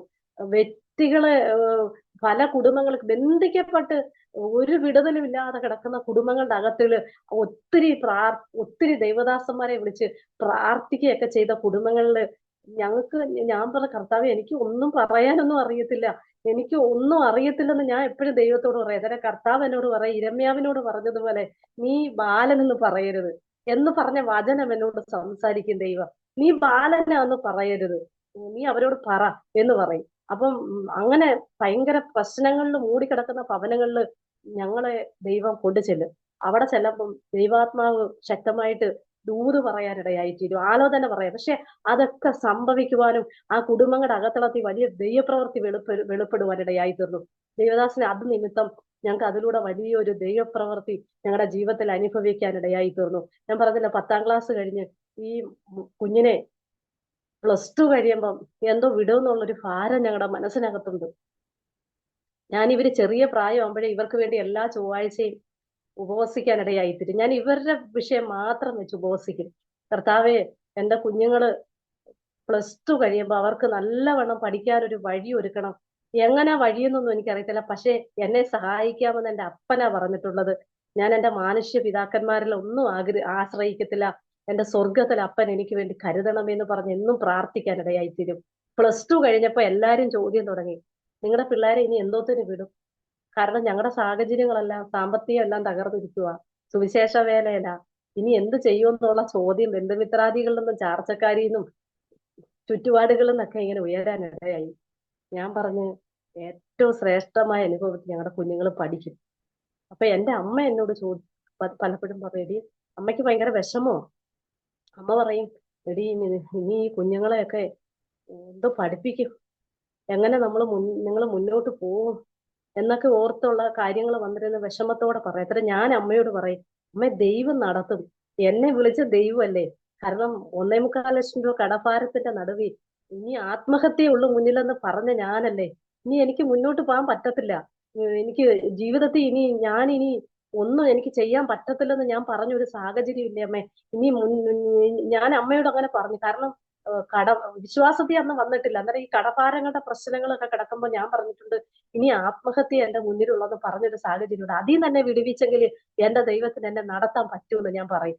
അങ്ങനെ +2 കഴിഞ്ഞപ്പോ ദൈവദാസനെ 5 പൈസയില്ല, പക്ഷെ ബാംഗ്ലൂരിൽ പോയി അഡ്മിഷൻ എടുക്കുക. 1 രൂപയും കയ്യിലില്ല. എന്റെ അപ്പച്ചൻ 10,000 രൂപ തന്ന് ആദ്യമായിട്ട് മൂത്താളെ കോളേജിലാക്കാൻ തന്ന്. ആ 10,000 രൂപ അവിടെ കൊണ്ടു കൊടുത്തിട്ട് അഡ്മിഷൻ കൺഫേം ആക്കി വെച്ചിട്ട് വന്ന്. അപ്പൊ ഇതറിഞ്ഞിട്ട് എല്ലാരും ചോദിച്ചു, നിങ്ങൾ എന്ത് കണ്ടിട്ടാ പോയിട്ട് അഡ്മിഷൻ എടുത്തത്? ആര് സഹായിക്കുമെന്ന് ചിന്തിച്ചിട്ടാ? അപ്പൊ ദൈവദാസൻ പറഞ്ഞു, ഞാൻ സേവിക്കുന്ന ദൈവം ആരാന്ന് എനിക്കറിയാം. എപ്പോഴും ദൈവദാസൻ പറയുന്ന ഒരു കാര്യമുണ്ട്, എന്റെ ദൈവം ഭിക്ഷക്കാരനല്ല, എന്റെ ദൈവം സമ്പന്നനാ. അപ്പൊ ആ സമ്പന്നനായ ദൈവത്തിന്റെ വേല ഞാൻ ചെയ്യുന്നെങ്കിൽ എന്റെ ദൈവം എന്നെ നടത്തുമെന്ന് എപ്പോഴും പറയുന്ന ഒരു വിശ്വാസത്തിന്റെ വാക്കുണ്ട്. അങ്ങനെ 10,000 രൂപ കൊടുത്ത് അഡ്മിഷൻ എടുത്ത് മോളെ അവിടെ കൊണ്ടാക്കാനുള്ള ക്രമീകരണങ്ങൾ ആരംഭിച്ച് ദൈവസ്ഥലം ഞങ്ങൾ രണ്ടുപേരോട് ഒരുമിച്ചിരുന്ന് ഉപവസിച്ച് പ്രാർത്ഥിക്കാനിടയായി. ദൈവത്തോട് പറഞ്ഞ, കർത്താവേ, ഏറ്റവും നല്ല രീതിയിൽ എന്റെ കുഞ്ഞുങ്ങളെ പഠിപ്പിക്കണം, അതിനുള്ള വഴി ദൈവം ഒരുക്കി തരണമെന്ന് ഉപവസിച്ച് പ്രാർത്ഥിച്ചു. കൃപയാൽ പറയട്ടെ, കുഞ്ഞിനെ അന്ന് ആ കോളേജിൽ കൊണ്ടുവിടാനുള്ള എല്ലാ കാര്യങ്ങളും അതിനുള്ള സാമ്പത്തികവും ദൈവം ക്രമീകരിച്ചു. അതിനുശേഷം ഫസ്റ്റ് ഇയർ ബാങ്കിൽ ചെന്നിട്ട് ലോണിന് എഴുതി കൊടുക്കാൻ ഇടയായി തീർന്നു. അപ്പൊ ആദ്യം ബാങ്കുകാർ പറഞ്ഞു, പ്രമാണം എല്ലാം വെച്ചിട്ടേ ലോൺ തരാൻ പറ്റത്തുള്ളൂ, അല്ലാതെ ലോൺ തരാൻ പറ്റത്തില്ലെന്ന്. അപ്പൊ ഞങ്ങൾ വളരെ ഭാരപ്പെട്ടു. കാരണം കുഞ്ഞിന്റെ വിദ്യാഭ്യാസം ഇനി എങ്ങനെ ചെയ്യും? അപ്പൊ ഞങ്ങൾ അതിനുള്ള ക്രമീകരണങ്ങളെല്ലാം ചെയ്തു. അങ്ങനെ ക്രമീകരണങ്ങൾ ചെയ്ത് വില്ലേജ് ഓഫീസിൽ ചെന്നപ്പം വില്ലേജ് ഓഫീസർ ഞങ്ങളോട് ചോദിച്ചു, എന്തിനാ ഈ ലോൺ എടുക്കുന്നത്? അപ്പൊ ഞങ്ങൾ പറഞ്ഞു, ഞങ്ങളുടെ മോളെ ഇതുപോലെ BSc നഴ്സിംഗിന് പഠിക്കും. അയ്യോ, അങ്ങനെ ലോൺ എടുക്കുന്നതിന് പ്രമാണമൊന്നും കൊടുക്കണ്ട, ഇത് ആ ലോണല്ല നിങ്ങൾക്ക് തരുന്നേന്ന് പറഞ്ഞു. തിരിച്ച് ദേവദാസൻ ബാങ്കിൽ ചെന്ന് മാനേജരോട് പറഞ്ഞു, എനിക്ക് ഈ പ്രമാണം വെച്ച് ലോൺ വേണ്ട, ഏത് ലോണാ എനിക്ക് തരുന്നേന്ന് ചോദിച്ചപ്പം അവര് അത് ഞങ്ങൾക്ക് ഇങ്ങനെ തരാൻ പറ്റത്തോളെന്ന് പറഞ്ഞു. അപ്പൊ അതിന്റെ പലിശയൊക്കെ ഭയങ്കര, വിദ്യാഭ്യാസ ലോൺ അല്ലെന്ന് ഞങ്ങൾക്ക് അറിയത്തില്ലായിരുന്നു. അതിനുശേഷം SBI ബാങ്കിൽ വിശ്വാസത്തോടെ ദേവദാസൻ രാവിലെ ഇവിടെ ഇറങ്ങിയിട്ട് എന്നോട് പറഞ്ഞു, ഞാൻ ഇന്ന് SBI പോയി ലോണിന് ചോദിക്കുക, നീ ഇവിടുന്ന് പ്രാർത്ഥിക്കണം, നമുക്ക് ലോൺ കിട്ടണം, എന്നാലേ നമ്മുടെ കുഞ്ഞിനെ പഠിപ്പിക്കാൻ പറ്റൂ. അത് ലോൺ എന്ന് പറഞ്ഞാൽ തോനെ പൈസയൊന്നും തരത്തില്ല, കുറച്ച് പൈസ കിട്ടും.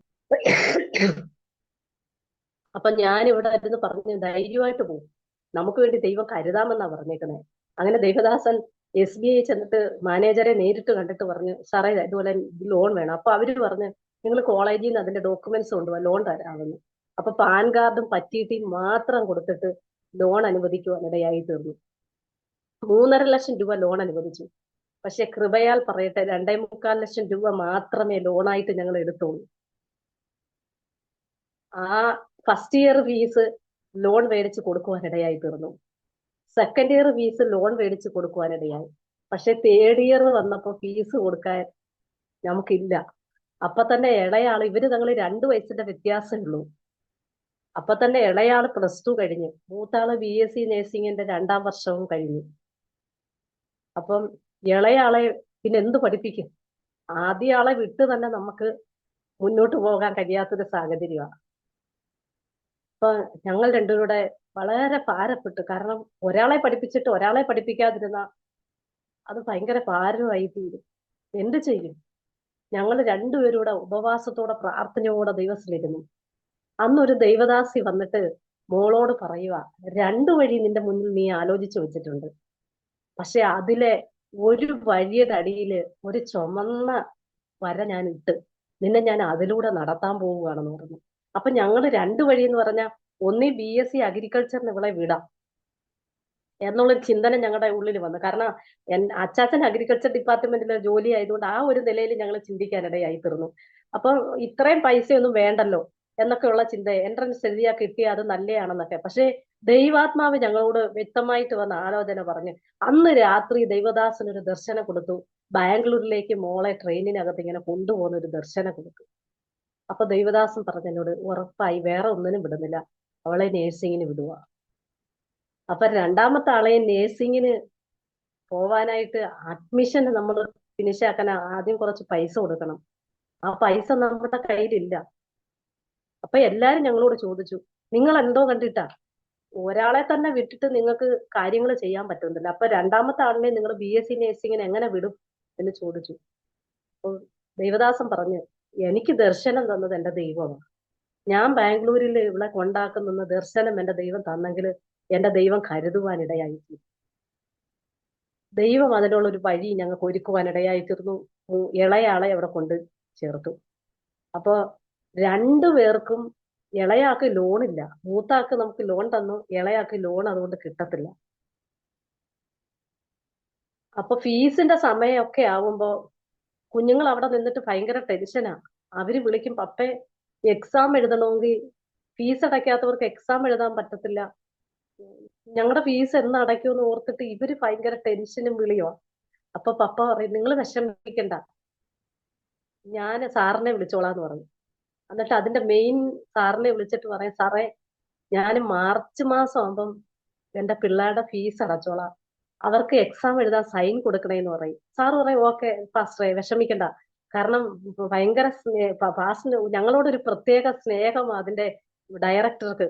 കാരണം ഈ കുഞ്ഞുങ്ങളെ സാധാരണ കുഞ്ഞുങ്ങളെ വിദ്യാഭ്യാസം ചെയ്യിപ്പിക്കുന്നതിനെക്കാട്ടി ഉപരിയായി ഈ കുഞ്ഞുങ്ങളെ സുരക്ഷിതമായിട്ട് പപ്പ അവിടെ കൊണ്ടാക്കും, തിരിച്ച് അവിടുന്ന് വരണമെങ്കിൽ പപ്പ പോയി വിളിച്ചുകൊണ്ട് വരും. അങ്ങനെയൊക്കെ ഉള്ള ഒരു അനുഭവം കണ്ടപ്പോ സാർ ഇതൊക്കെ ശ്രദ്ധിക്കാനിടയായി തീർന്നു. കോളേജിൽ ഫീസ് അടയ്ക്കാൻ സമയമാകുമ്പം കുഞ്ഞുങ്ങൾ ഭാരത്തോടെ ഞങ്ങളുടെ അടുത്ത് പറയും, പപ്പ ഫീസ് അടയ്ക്കാൻ സമയമായി, ഞങ്ങളെ എക്സാം എഴുതിപ്പിക്കത്തില്ല, എല്ലാ കുട്ടികളും ഫീസ് അടച്ച പപ്പ, ഞങ്ങൾ മാത്രമേ ഉള്ളൂ ഫീസ് അടയ്ക്കാനെന്ന് പറഞ്ഞ് കുഞ്ഞുങ്ങള് ഞങ്ങളോട് ഭയങ്കര വിഷമത്തോടെ പറയും. അപ്പൊ പപ്പ പറയുന്ന ഒരു കാര്യമുണ്ട്, നിങ്ങൾ വിഷമിക്കണ്ട, ഞാൻ സാറിനോട് സംസാരിക്കാന്ന്. അങ്ങനെ സാറിന്റെ അടുത്ത് പറയും, സാറേ മാർച്ച് മാസം ഞാൻ എന്റെ പൈസ അടയ്ക്കാമെന്ന്. ദേവദാസനെ 1 രൂപ പോലും കയ്യിൽ ഉണ്ടായിട്ടല്ല, വിശ്വാസത്തോടെ പറയുവാ, മാർച്ച് മാസം 30-ാം തീയതി ആകുമ്പം ഞാൻ സാറിന്റെ പൈസ അടച്ചേക്കാം, എന്റെ കുഞ്ഞുങ്ങൾക്ക് എക്സാം എഴുതാൻ സൈൻ കൊടുക്കണേന്ന് പറയും. എന്നിട്ട് ഞങ്ങൾ രണ്ടുപേരോട് ഒരുമിച്ച് ആരും കാണാതെ ഇവിടെ നിന്ന് കൈ ഓർത്തിട്ട് ഉപവസിച്ച് പ്രാർത്ഥിക്കും, കർത്താവേ മാർച്ച് 30-ാം തീയതി ഞങ്ങൾക്ക് ഫീസ് കൊടുക്കണം, ആരും ഞങ്ങൾക്ക് തരുമെന്നൊന്നും ഞങ്ങൾക്ക് അറിയത്തില്ലപ്പാ, ദൈവമേ പ്രവർത്തിക്കണമേ എന്ന് പറഞ്ഞ് ദൈവത്തോട്. ദൈവദാസനെ അത്ഭുതകരമായിട്ട് 50,000 രൂപ, 75,000 രൂപ, 1,00,000 രൂപ, ഇങ്ങനെ ആവശ്യം എത്ര എന്നനുസരിച്ച് ദൈവം വ്യക്തികളെ ഞങ്ങൾക്ക് വേണ്ടി ഒരുക്കാനിടയായി തീരും. ഇവർക്ക് 1,00,000 രൂപ ഫീസ് അടയ്ക്കണമെങ്കിൽ കൃത്യമായിട്ട് 1,00,000 രൂപ ഞങ്ങൾക്ക് തരും. ആ 1,00,000 രൂപ ഞങ്ങളുടെ കയ്യിൽ ദൈവം തരാനൊരു മുഖാന്തരം ഒരുങ്ങും. ഞാൻ പറഞ്ഞല്ലോ, കുണ്ട്രയുടെ പ്രദേശത്ത് ഞങ്ങള് കടന്നുപോയിട്ട് ഞങ്ങളുടെ ആ പ്രാർത്ഥനയിലൂടെ വിടുതൽ പ്രാപിച്ച ഒരു കുടുംബമുണ്ട്. ആ ഫാമിലിയിലെ അവരുടെ കുഞ്ഞുങ്ങളൊക്കെ വിദേശത്ത് നല്ല നിലയിൽ ജോലി ചെയ്യുക. പക്ഷെ ഞങ്ങൾ അവരോടൊന്നും ഞങ്ങളുടെ ഒറ്റ വിഷയങ്ങൾ, ഞങ്ങൾക്കൊരു ഭാരം ഉണ്ടെന്നോ ഒരു പ്രയാസം ഉണ്ടെന്നോ ഒരു ബുദ്ധിമുട്ടുണ്ടെന്നോ ഒന്നും ഞങ്ങൾ പറയാറില്ല. പക്ഷെ ദൈവത്തിന്റെ ആത്മാവ് അവരോട് സംസാരിക്കും. എന്നിട്ട് ആ 30-ാം തീയതി എന്ന് പറയുമ്പോൾ 28 വരെ യാതൊരു ചലനം ഉണ്ടാവത്തില്ല. 28-ാം തീയതി വരെയും നമ്മളെ ആരും വിളിക്കുകയൊന്നും ചെയ്യത്തില്ല. അപ്പൊ ഞങ്ങള് വളരെ വിഷമിക്കും. എന്നാലും ദൈവദാസനോട് പറയും, ദൈവം നമുക്ക് വേണ്ടി കരുതും, നമ്മൾ വിശ്വസിച്ചാൽ മതി, ദൈവം അത്ഭുതം ചെയ്യും എന്ന് പറയുന്ന ഒരു സാഹചര്യമുണ്ട്. ഈ 29-ാം തീയതി ആകുമ്പോൾ അവിടുന്ന് വിളി വരും, നിങ്ങൾ ഇവിടെ വരെ വരണം. എന്തിനാണെന്ന് ഞങ്ങളുടെ അടുത്ത് പറയത്തില്ല. ഞങ്ങൾ ചെല്ലുമ്പോൾ കറക്റ്റ് 1,00,000 രൂപയെ ഞങ്ങൾക്ക് അടയ്ക്കണമെന്നുണ്ടെങ്കിൽ ആ 1,00,000 രൂപ ഞങ്ങൾക്ക് കിട്ടും. ദൈവം ഒരു ഭയങ്കര മിറക്കിളായിരിക്കും ചെയ്യുന്നത്. അത് കണ്ട് ദൈവത്തിന് നന്ദി പറയാൻ സ്വർഗത്തിലെ ദൈവം ഞങ്ങളെ ഇടയാക്കും. അങ്ങനെ ഈ കുഞ്ഞുങ്ങളുടെ രണ്ടുപേരും കൂടെ BSc നേഴ്സിങ്ങിന് പഠിപ്പിച്ചപ്പോ നാട്ടുകാരെല്ലാം ഞങ്ങളോട് പറഞ്ഞൊരു കാര്യമുണ്ട്, നിങ്ങൾ ചുമ്മാതൊന്നും ആയിരിക്കത്തില്ല BSc നേഴ്സിങ്ങിന് വിടുന്നത്, നിങ്ങൾക്ക് വിദേശത്തുനിന്ന് സപ്പോർട്ടർ ഉണ്ട്, അല്ലെ നിങ്ങൾ എന്തായാലും ഇത് ചെയ്യത്തില്ല. ബന്ധുക്കളിൽ നിന്നും ഭയങ്കര ചർച്ചയായി, ചാർച്ചക്കാരിൽ നിന്നും പലരും ഞങ്ങളോട് ഇങ്ങനെ ചർച്ചയായി, ഇവര് ചുമ്മാതെ പറയുക, ഇവർക്ക് കടമുണ്ട്, അല്ലെ ഇങ്ങനെ വസ്തുവൊക്കെ വിറ്റെങ്കിലും ഇവര് കുറെ ചുമ്മാതെ പറയും, ഇവർക്ക് പൈസയുണ്ട്, പൈസയില്ലേ ആരും BSc നേഴ്സിങ്ങിന് പിള്ളേരെ പഠിപ്പിക്കത്തില്ല, അതും ഇത്രയും ലക്ഷം രൂപ ഫീസ് കൊടുക്കേണ്ടിടത്തും അവിടെ കാര്യങ്ങൾ ഓരോ നിമിഷം നടത്തേണ്ടിടത്തും ഇവരങ്ങനെ പഠിപ്പിക്കുന്നേ, ഇവർക്ക് പൈസ ഉണ്ടെന്ന് ഇങ്ങനെ പുറമേ ഉള്ള ആളുകൾ പറയുന്നു. പക്ഷെ കർത്താവിന്റെ ദാസനെ ദൈവം അതത് സമയത്ത് 10,000 ആവശ്യമെങ്കിൽ ആ 10,000 തരും, 1,00,000 ആവശ്യമെങ്കിൽ ആ 1,00,000 തരും. അങ്ങനെ അത്ഭുതകരമായിട്ട് ദൈവം ഞങ്ങളെ നടത്തി. ഞങ്ങളുടെ 2 കുഞ്ഞുങ്ങളും പഠിച്ചിറങ്ങാനിടയായി തീർന്നു. മൂത്താള് പഠിച്ച് അവിടെ ഒരു ഹോസ്പിറ്റലിൽ 1 വർഷം എക്സ്പീരിയൻസ് എടുത്തു. ഇളയാള് എക്സാം എഴുതിയിട്ട് വീട്ടിൽ വന്നു. പിന്നെ അടുത്ത ചോദ്യം ആൾക്കാരുടെ, വിവാഹം എങ്ങനെ കഴിച്ചു വിടുമെന്നായി. കുഞ്ഞു കൊച്ചുങ്ങളാ, പക്ഷെ ആൾക്കാര് നമ്മളെ ഇങ്ങനെ ചോദ്യം ചോദിച്ച് നമ്മളെ ഇങ്ങനെ വിഷമിപ്പിക്കും. അപ്പൊ ഞങ്ങളുടെ മനസ്സിലും, കാരണം ഈ കുഞ്ഞുങ്ങളെ തന്നെ പഠിപ്പിക്കാൻ ഒത്തിരി പ്രയാസപ്പെട്ട സാഹചര്യങ്ങളൊക്കെ ഉണ്ടല്ലോ, അപ്പൊ വിവാഹം എങ്ങനെ നടത്തുമെന്ന് പലരും ഇങ്ങനെ ചോദിക്കുക. അപ്പൊ ഞങ്ങളുടെ മനസ്സിലും ദൈവത്തോട് ഞാൻ പ്രാർത്ഥിച്ച, കർത്താവേ എന്റെ മാതാപിതാക്കളോ അല്ലെങ്കിൽ പിതാക്കന്മാര് തന്ന ഒരു നന്മ എടുത്തിട്ട് അതൊന്ന് വിറ്റിട്ട് എന്റെ കുഞ്ഞുങ്ങളുടെ കാര്യം നടത്താൻ ഇടയാക്കല്. ഉൽപ്പത്തി പുസ്തകത്തിൽ കൊടുത്തിട്ടുണ്ടല്ലോ, ജനകന്മാരുടെ നന്മകൾക്ക് മീതെ പിതാവിന്റെ നന്മയെന്ന്. ഞാൻ ഈ വചനം ഇങ്ങനെ എഴുതി വെച്ചിട്ട് ഞാൻ പ്രാർത്ഥിച്ചിട്ട് ഞാൻ പറഞ്ഞു, കർത്താവേ, ആ അപ്പച്ചൻ പറഞ്ഞു എന്തായാലും കുറച്ച് വസ്തു തന്നിട്ടുണ്ടല്ലോ, ഇനിയിപ്പൊ അത് വിറ്റ് പെൺപിള്ളാരെ കെട്ടിക്കുമ്പം നീയൊക്കെ രണ്ടത്തോടെ വഴിയിലൂടെ നടന്നോളും, ഇനി അതിനും കാണത്തില്ല. അപ്പൊ അങ്ങനെയുള്ളൊരു സാഹചര്യമായിരിക്കുമെന്ന്. അപ്പൊ ഇതൊക്കെ എന്റെ മനസ്സിനകത്ത് ഭയങ്കര വിഷമം തോന്നിയിട്ട് ഞാൻ ദൈവസന്നിധി വന്നിരുന്നിട്ട് ഒരു പേപ്പർ എടുത്ത് എഴുതി വെച്ചിട്ട് പറഞ്ഞു, കർത്താവേ, ഈ വചനം പറഞ്ഞ് ജനകന്മാരുടെ നന്മയ്ക്ക് മീതെയാ പിതാവിന്റെ നന്മയെന്ന്. അങ്ങനെയെങ്കിൽ എന്റെ പ്രിയപ്പെട്ടവരോ അല്ലെങ്കിൽ ഈ ഭവനത്തിലെ മാതാപിതാക്കളോ തന്ന 1 സെന്റ് വസ്തുവിൽ നിന്ന് ഒരു കാര്യം ചെയ്തിട്ട് എന്റെ കുഞ്ഞുങ്ങളുടെ ഭാവി ചെയ്യരുത്. എന്റെ ദൈവം തന്നെന്ന് ദേശം അറിയണം, എന്റെ ദൈവം ഇവരുടെ ഭാവി ക്രമീകരിച്ചെന്ന് ദേശം അറിയണമെന്ന് പറഞ്ഞ് ഞാൻ പ്രാർത്ഥിക്കാനിടയായി. അങ്ങനെ പ്രാർത്ഥിച്ചുകൊണ്ടിരുന്ന സമയത്ത് കുഞ്ഞുങ്ങൾക്ക് വിവാഹാലോചന വന്നു. മൂത്ത ആൾക്ക് വിവാഹാലോചന വന്ന് ആ വിവാഹാലോചന ഇങ്ങനെ നടന്നുകൊണ്ടിരുന്നപ്പം ഇളയ ഇളയാളുടെ കൂടെ കണ്ടപ്പം തൃശ്ശൂരിൽ നിന്ന് പീച്ചിയിൽ നിന്നാണ് 2 കുഞ്ഞുങ്ങൾ വന്നേ. അപ്പം ഇവിടുത്തെ പപ്പ പറഞ്ഞു, ഇത്രയും ദൂരമൊന്നും നമ്മുടെ പിള്ളേരെ ഒന്നും കെട്ടിക്കാനൊന്നും എനിക്ക് ആഗ്രഹമില്ല എന്ന് എന്നോട് പറഞ്ഞു. അപ്പൊ ഞാൻ പറഞ്ഞു, നമ്മളുടെ കൂടെ ദൈവം എന്ത് പറയും നമുക്ക് അത് കേൾക്കാം, ദൈവശബ്ദത്തിന് നമുക്ക് ചെവി കൊടുക്കാം.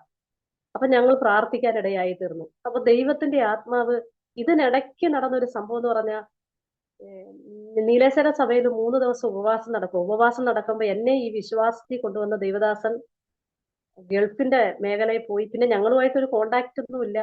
അങ്ങനെ ആ ശുശ്രൂഷ മണ്ഡലത്തിൽ അങ്ങനെ പോകുവാനൊക്കെ ഇടയായി തീർന്നു. ഞങ്ങള് IPCയോടുള്ള ബന്ധത്തിലാണ്. പിന്നെ സമയപരമായിട്ടും പിന്നെ ശുശ്രൂഷാപരമായിട്ടൊക്കെ IPC ഉള്ള ബന്ധത്തിലാണ് നിൽക്കുന്നത്. ഈ ദേവദാസനുമായിട്ട് പിന്നെ യാതൊരു കോണ്ടാക്റ്റും ഇല്ലാതിരിക്കുന്ന ഒരു സമയമാണ്. ഞങ്ങളെ കുറിച്ച് ഒന്നും പരസ്പരം പറയുകയോ അറിയുകയോ ചെയ്യുന്നില്ല. അങ്ങനെ ഇരിക്കുന്ന സമയത്ത് നീലേശ്വര സഭയിൽ ഒരു ഉപവാസ പ്രാർത്ഥനയില് ഈ ദൈവദാസനാണ് അന്ന് അവിടെ ശുശ്രൂഷയ്ക്ക് വന്നത്. അന്ന് ഞങ്ങളാരും പോയിട്ടില്ല. അമ്മയോട് ദൈവദാസൻ ഒരു ആലോചന വന്ന് പറഞ്ഞ്, സഭ കേൾക്ക പറഞ്ഞ്, ഒക്ടോബർ മാസം നിന്റെ കൊച്ചുമക്കളുടെ കാര്യത്തില് ഒരു തീർപ്പ് ദൈവം അയക്കാൻ പോകണം. അത് ദൈവദാസൻ 2-3 പ്രാവശ്യം എടുത്തു പറഞ്ഞു. അത്തരം അമ്മ എന്നോട് വന്ന് പറഞ്ഞ്, ഇതുപോലെ നിങ്ങളെ കൊണ്ടുവന്ന ആ ദൈവദാസനായിരുന്നു ഇന്ന് ശുശ്രൂഷയ്ക്ക് വന്നേ. ആ ദൈവദാസൻ എന്റെ തലയെ കൈ വെച്ചിട്ട് പറഞ്ഞ്, ഒക്ടോബർ മാസം മകളെന്നല്ല, ഞാൻ എടുത്തു ചോദിച്ചു, പാസ്റ്ററെ കൊച്ചുമോൾ അല്ല, കൊച്ചുമക്കളുടെ കാര്യത്തിൽ ഒരു തീർപ്പ് തരാൻ പോവാന്ന് പറഞ്ഞു. അപ്പൊ എന്നോട് പറഞ്ഞു, അവർക്കിനി ജോലി വല്ലതും കിട്ടുമായിരിക്കും, ആ ദൈവം അനുഗ്രഹിക്കട്ടെ എന്ന് എന്നോട് പറയാനിടയായി. അപ്പൊ ഞാൻ പറഞ്ഞു, കൊച്ചുമോള് പഠിച്ചിറങ്ങിയതേ ഉള്ളൂ. അപ്പൊ എന്റെ മനസ്സിലും അതാ ചിന്ത, മോള് പഠിച്ചിറങ്ങി, ഇനി ഏതായാലും ഹോസ്പിറ്റലിൽ ദൈവം ഒരു വഴി ഒരുക്കി ദൈവം ആദരിക്കുന്ന കാര്യമായിരിക്കും പറഞ്ഞതെന്നാ എന്റെയും ചിന്ത. ദേവദാസനെ ഈ ഒക്ടോബർ മാസമാ ഈ വിവാഹാലോചന വരുന്നത്. ആ ഒക്ടോബർ മാസം വിവാഹാലോചന വന്നപ്പം ആദ്യം ദൈവദാസൻ പറഞ്ഞത് ഇതുപോലെ, നമുക്ക് ഇത്രയും ദൂരത്തൊന്നും വേണ്ട, നമുക്ക് ഏതെങ്കിലും അടുത്തുള്ളത് മാത്രം നോക്കാമെന്ന് പറഞ്ഞ സമയത്ത് ഞങ്ങളുടെ മാതൃസഭയിലെ ദൈവദാസനോട് ഞങ്ങൾ ഈ ഫോട്ടോ കാണിച്ചപ്പോ ദൈവദാസൻ പറഞ്ഞു, പാസ്റ്ററെ, കണ്ടിട്ട് നല്ല ആത്മീയുള്ള കുഞ്ഞുങ്ങളാന്ന് തോന്നുന്നു, നമുക്കൊന്ന് പോവാം എന്ന് പറഞ്ഞു.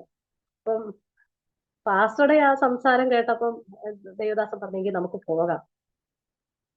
അപ്പൊ ഞാൻ പ്രാർത്ഥിക്കുന്ന ഒരു പ്രാർത്ഥനയുണ്ട് ദൈവദാസനെ, ഞാൻ എപ്പോഴും പ്രാർത്ഥിക്കും, കർത്താവേ, എനിക്ക് ഉള്ള അനുഭവം ഒന്നും വേണ്ട, എനിക്ക് ദൈവത്തെ ആരാധിച്ച് ദൈവത്തിൽ വിശ്വസ്തയോടെ നിൽക്കുന്ന ഒരു തലമുറ എന്റെ ഭവനത്തിനകത്ത് വരണം. ഞാൻ പ്രാർത്ഥിക്കും, എനിക്ക് ആൺമക്കളില്ല.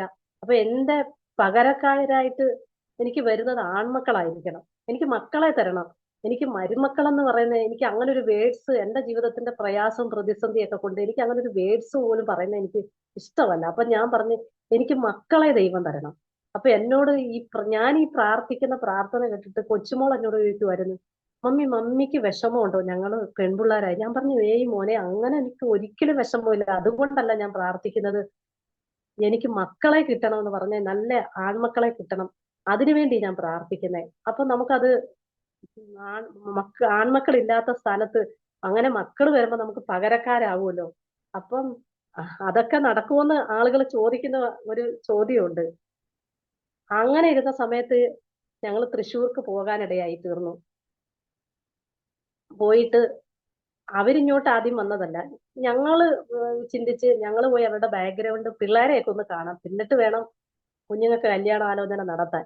അപ്പൊ ഇതിനിടെ തന്നെ ഈ കുഞ്ഞുങ്ങൾ പഠിച്ചിറങ്ങുമ്പോൾ തന്നെ ശരിക്ക് കല്യാണാലോചനകൾ ഇങ്ങനെ വരും. അപ്പൊ കാരണം ഈ കുഞ്ഞുങ്ങളെ ഞങ്ങൾ അത്രോളം ആത്മീയമായ അനുഭവങ്ങളിൽ വളർത്തിയത് കൊണ്ടും അവരൊരു ആത്മീയമായ ഇതിലും PIP-യിലായാലും എല്ലാത്തിലും നല്ല ആക്റ്റീവായിട്ട് കൊട്ടാരക്ക സെന്ററിൽ PIP-യിലൊക്കെ നല്ല ആക്റ്റീവായിട്ട് നിൽക്കുന്ന കുഞ്ഞുങ്ങളാ. അപ്പൊ ഇവരെ സാധാരണ ഉള്ള എല്ലാ ദൈവദാസന്മാർക്കും എല്ലാവർക്കും അറിയാം. അപ്പൊ ഇങ്ങനെ പഠിച്ചിറങ്ങിയ ഉടനെ ഇങ്ങനെ വിവാഹാലോചനകൾ വരുന്നു. പക്ഷെ ഞങ്ങളുടെ മനസ്സിൽ അതൊന്നും ഞങ്ങളെ അങ്ങ് സ്പർശിക്കുന്നില്ല. ആ ഒരു കാര്യങ്ങളിലൊന്നും ഹൃദയം പോവാൻ പലരും ഞങ്ങളോട് നേരിട്ട് ചോദിച്ചു കുഞ്ഞുങ്ങളെ ഇങ്ങനെ വിവാഹം. അപ്പൊ അതൊന്നും ഞങ്ങൾക്ക് ഒരു മനസ്സ് ഞങ്ങൾക്ക് വരുന്നതുമില്ല, ഒന്നുമില്ല. കാരണം സാമ്പത്തികമായിട്ടും ഇല്ല. പക്ഷെ ഈ ഒരു കാര്യത്തില് ഞങ്ങളുടെ മനസ്സിൽ ദൈവത്തിന്റെ ഒരു ഇടപെടലുണ്ടായി. അവിടെ ചെന്ന് കുഞ്ഞുങ്ങളെ കണ്ടു. കുഞ്ഞുങ്ങളെ കണ്ടപ്പോൾ ഞങ്ങൾക്ക് ഇഷ്ടപ്പെട്ടു. അപ്പൊ അവരോട് ഞങ്ങൾ പറഞ്ഞു, നിങ്ങൾ വന്നിട്ട് നമുക്ക് കാര്യങ്ങൾ തീരുമാനിക്കാം. അപ്പൊ തന്നെ അവിടുത്തെ മമ്മി എന്നെ ഫോൺ ചെയ്യാനിടയായി തീർന്നു. ഞാൻ രണ്ട് കാര്യം മമ്മിയോട് പറഞ്ഞു. മമ്മി, ഒന്ന്, ഞങ്ങൾക്ക് സ്വന്തമായിട്ട് വസ്തു ഉണ്ടെന്നോ വീടുണ്ടെന്നോ കാര്യം ആദ്യമൊന്നും ഷെയർ ചെയ്തില്ല. ഞങ്ങൾ പാഴ്സനേജിലാണ്, ഒരു ദൈവദാസന്റെ മക്കളാണ്. അപ്പം നിങ്ങൾ എന്താ പ്രതീക്ഷിക്കുന്നതെന്ന് എനിക്കറിയത്തില്ല. അപ്പൊ ഞങ്ങൾക്ക് രണ്ട് മക്കള് BSc നേഴ്സുമാര് മാത്രമാണ്, കൂടുതലൊന്നും നിങ്ങൾ പ്രതീക്ഷിക്കണ്ട എന്നുള്ളൊരു നിലവാരത്തിലാണ് ഞാൻ സംസാരിച്ചത്. അപ്പൊ അവിടുന്ന് എനിക്ക് തരുന്ന റിപ്ലൈ, ഞങ്ങൾ അതൊന്നും നോക്കുന്നില്ല, ഞങ്ങൾക്ക് പെൺപിള്ളാരുടെ ഫോട്ടോ ഇഷ്ടപ്പെട്ടു, പെൺപിള്ളാരെ ഇഷ്ടപ്പെട്ടു, ഞങ്ങൾക്ക്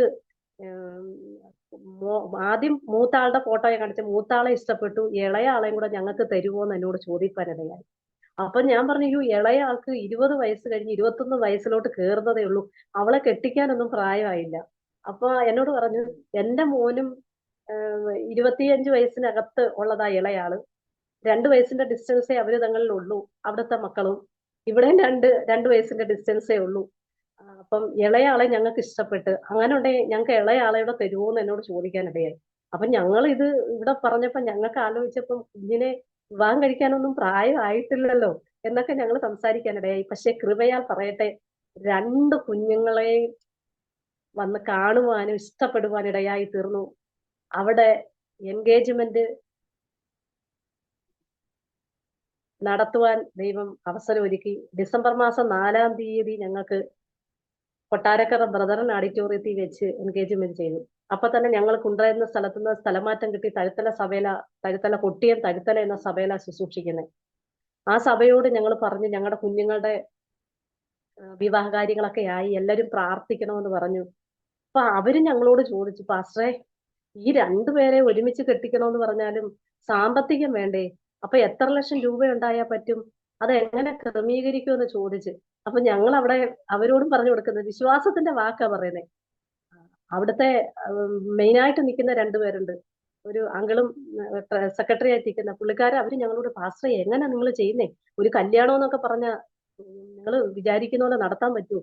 എങ്ങനെ ചെയ്യും എന്നൊക്കെ ചോദിക്കും. അന്നേരം ഞങ്ങൾ പറയും, എല്ലാം ദൈവം കരുതും, ദൈവത്തിന്റെ പ്രവൃത്തി വെളിപ്പെടും എന്ന് പറയാനിടയായി തീർന്നു.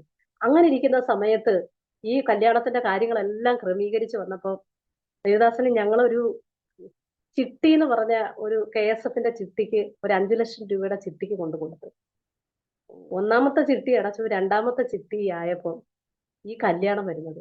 ദേവദാസൻ വിശ്വാസത്തോട് പോയിട്ട്, അതൊന്നും നമുക്ക് 2 ചിട്ടി അടച്ച് നമുക്കൊന്നും അത് കിട്ടത്തില്ല. പക്ഷെ അവിടെ ദൈവം വലിയൊരു അത്ഭുതം ചെയ്ത്, അന്ന് ലേലം വിളിക്കാൻ ആള് കുറവായിരുന്നു.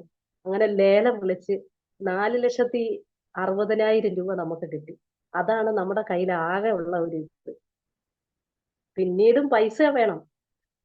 അപ്പൊ നമ്മുടെ കയ്യിൽ അത് കിട്ടിയപ്പോഴത്തേന് നമുക്ക് മനസ്സിലായി, ദൈവം എന്തൊക്കെയോ പ്രവൃത്തി നമുക്ക് വേണ്ടി ചെയ്യും. കരുനാളുകളൊക്കെ ദൈവം നമ്മുടെ അതിശയകരമായി നടത്തിയതാ. അപ്പൊ ദൈവം പ്രവർത്തിക്കുമെന്ന് വിശ്വസിപ്പാനിടയായി തീർന്ന് ഓരോ സ്റ്റെപ്പും വെച്ച്. അപ്പൊ എന്റെ സഹോദരൻ എന്നോട് ചോദിച്ചു, മൂത്ത സഹോദരൻ എന്നോട് വന്ന് ചോദിച്ചു, ഈ കല്യാണമൊക്കെ ആലോചിച്ച് നിങ്ങളെല്ലാരെയും വിളിക്കാനൊക്കെ തുടങ്ങി, പൈസയുടെ കാര്യം എങ്ങനാ? എന്നോട് വ്യക്തിപരമായിട്ട് ഞങ്ങളുടെ വീട്ടിൽ വന്ന് ചോദിക്കുക. ഞാൻ പറഞ്ഞ, അച്ചാച്ച, ദൈവം കരുതും.